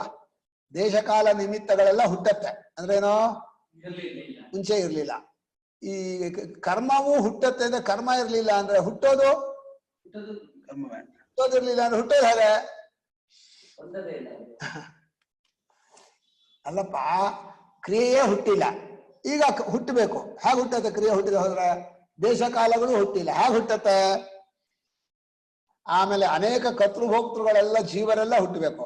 ಆ ಜೀವರು ಯಾರು ಸೃಷ್ಟಿ ಮಾಡಕ್ ಬರಲ್ಲ, ಅವ್ರು ಮುಂಚೆ ಇರಲ್ವಲ್ಲ. ಯಾರು ಮುಂಚೆ ಇರಲ್ವೋ, ಈಗ ಮನೆ ಕಟ್ಟೋರು ಮುಂಚೆ ಇರ್ತಾರೆ, ಮನೆಗಿಂತ ಮುಂಚೆ. ಹಾಗೆ ಈ ಜಗತ್ತಿನಲ್ಲಿ ಸೃಷ್ಟಿ ಆಗ್ಬೇಕಾದ ವಸ್ತು ಏನ್ ಬರುತ್ತೋ ಅದು ಮುಂಚೆ ಇರೋಲ್ಲ. ಈ ಕರ್ತೃಭೋಕ್ತೃಗಳೆಲ್ಲ ಯಾರು ಇರೋದೇ ಇಲ್ಲ. ಹಾಗಾದ್ರೆ ಯಾವನು ಹುಟ್ಟಿಸಿಯಾನೋ ಅವನು ಕರ್ತೃವೂ ಅಲ್ಲ, ಭೋಕ್ತೃವೂ ಅಲ್ಲ. ಆದ್ಮೇಲೆ ನಾಮರೂಪಗಳೆಲ್ಲ ಹುಟ್ಟಬೇಕು, ಅದಕ್ಕೆ ನಾಮರೂಪ ಎರಡೂ ಇಲ್ಲ. ಹೀಗೆ ಭಾಷ್ಯಕಾರರು ಬಹಳ ಸ್ವಾರಸ್ಯವಾಗಿ 4 ವಿಶೇಷಣವನ್ನ ಕೊಟ್ಟಿದ್ದಾರೆ. ಅದನ್ನು ಬಹಳ ಆಳವಾಗಿ ವಿಚಾರ ಮಾಡಬೇಕು. ಈಗ ಪ್ರಕೃತವಾಗಿ ಈ ಭೂತಗಳು ಯಾವ ಪರಮಾತ್ಮನಿಂದ ತೋರುತ್ತವೋ ಹುಟ್ಟುತ್ತವೋ, ಯಾವನಲ್ಲೇ ತನ್ನ ಅಸ್ತಿತ್ವ, ಜೀವಂತಿ ಅಂದ್ರೆ ತನ್ನ ಇರುವಿಕೆಯನ್ನ ಪಡ್ಕೊಂಡಿವೆ. ಜೀವಂತಿ ಅಂದ್ರೆ ಉಸಿರಾಡತ್ತೆ ಅಂತ ಅರ್ಥ ಅಲ್ಲ, ಯಾವನಿಂದ ಅಸ್ತಿತ್ವವನ್ನ ಪಡ್ಕೊಂಡಿವೆಯೋ ಯಾವನ ಕಡೆ ಹೋಗ್ತಾ ಇದೆ. ಪ್ರಯಂತಿ ಅಂದ್ರೆ ಕಾರಣದಲ್ಲಿ ಸೇರ್ಬೇಕು, ನೀರು ಹಾಗೆ ಸಮುದ್ರಕ್ಕೆ ಸೇರ್ಬೇಕು ಅಂತ ಹೊರಡುತ್ತೋ ಹಾಗೆ ಪ್ರತಿಯೊಂದು ಪದಾರ್ಥವೂ ನಾನು ಕಾರಣದಲ್ಲಿ ಸೇರ್ತೀನಿ. ಈ ಮನುಷ್ಯ ಕಾರಣದಲ್ಲಿ ಸೇರೋಕ್ ಬಿಡಲ್ಲ. ಈಗ ದೇಹ ಪಂಚಭೂತದಲ್ಲಿ ಸೇರ್ತೀನಿ ಅಂತ ಇವನು ಬೇಡ ಬೇಡ ಅಂತ ಹೇಳಿ ದಿವಸ ಊಟ ಮಾಡ್ತಾನೆ. ಹೀಗೆ ಪ್ರತಿಯೊಂದು ಪದಾರ್ಥವೂ ಮೂಲ ಕಾರಣದಲ್ಲಿ ಸೇರ್ಬೇಕು ಅಂತ ಹೊರಟ್ರೆ ಇವನು ಪಾಪ ತಡಿಬೇಕು ಅಂತ ಹೋಗ್ತಾನೆ. ತಡಿಯಕ್ಕಾಗಲ್ಲ, ಎಷ್ಟೋ ದಿವಸ ತಡಿತಾನೆ, ಆಮೇಲೆ ಸೇರತ್ತೆ. ಹೀಗೆ ಯತ್ ಪ್ರಯಂತಿ ಯಾರ ಕಡೆಗೆ ಹೋಗುತ್ತೆ, ಅಭಿಸಂಬಿಷಂತಿ ಅಲ್ಲೇ ಮರ್ಜಾಗಿ ಹೋಗುತ್ತೆ, ಒಂದಾಗ ಹೋಗುತ್ತೆ. ಇದಿಷ್ಟು 3 ವಾಕ್ಯ 2ನೇ ಸೂತ್ರದ ವಾಕ್ಯ ಯಾವುದು? ಜನ್ಮಾದ್ಯಸ್ಯತಃ. ಇನ್ನು 2 ವಾಕ್ಯ ಇದೆಯಲ್ಲ, ತದ್ವಿಜಿಜ್ಞಾಸಸ್ವ ತದ್ ಬ್ರಹ್ಮ, ಅದು ಮೊದಲನೇ ಸೂತ್ರಕ್ಕೆ. ಜನ್ಮಾದ್ಯಸ್ಯ ಯತಃ ಅಥಾತೋ ಬ್ರಹ್ಮ ಜಿಜ್ಞಾಸ ಇದೆಯಲ್ಲ, ಆ ಮೊದಲನೇ ಸೂತ್ರ ಕೊನೆ 2 ವಾಕ್ಯ ಅಲ್ವಾ? ಅದನ್ನೇ ವಿಚಾರ ಮಾಡೋ, ಅದನ್ನೇ ಬ್ರಹ್ಮ ಅಂತ ತಿಳ್ಕೋ ಅಂತ ಹೇಳಿದ್ದು. ಹೀಗೆ 5 ವಾಕ್ಯಗಳಲ್ಲಿ 2 ವಾಕ್ಯ ಮೊದಲನೇ ಸೂತ್ರ, 3 ವಾಕ್ಯ 2ನೇ ಸೂತ್ರ. ಅದನ್ನು ವಿಸ್ತಾರವಾಗಿ ಭಾಷ್ಯಕಾರರು ಅಲ್ಲಿ ಚೆನ್ನಾಗಿ ಹೇಳಿದ್ದಾರೆ. ಈಗ ಇವತ್ತಿನ ಸಮಯ ಆಯ್ತು, ನಾಳೆ ಭಾಷ್ಯವನ್ನು ನೋಡೋಣ.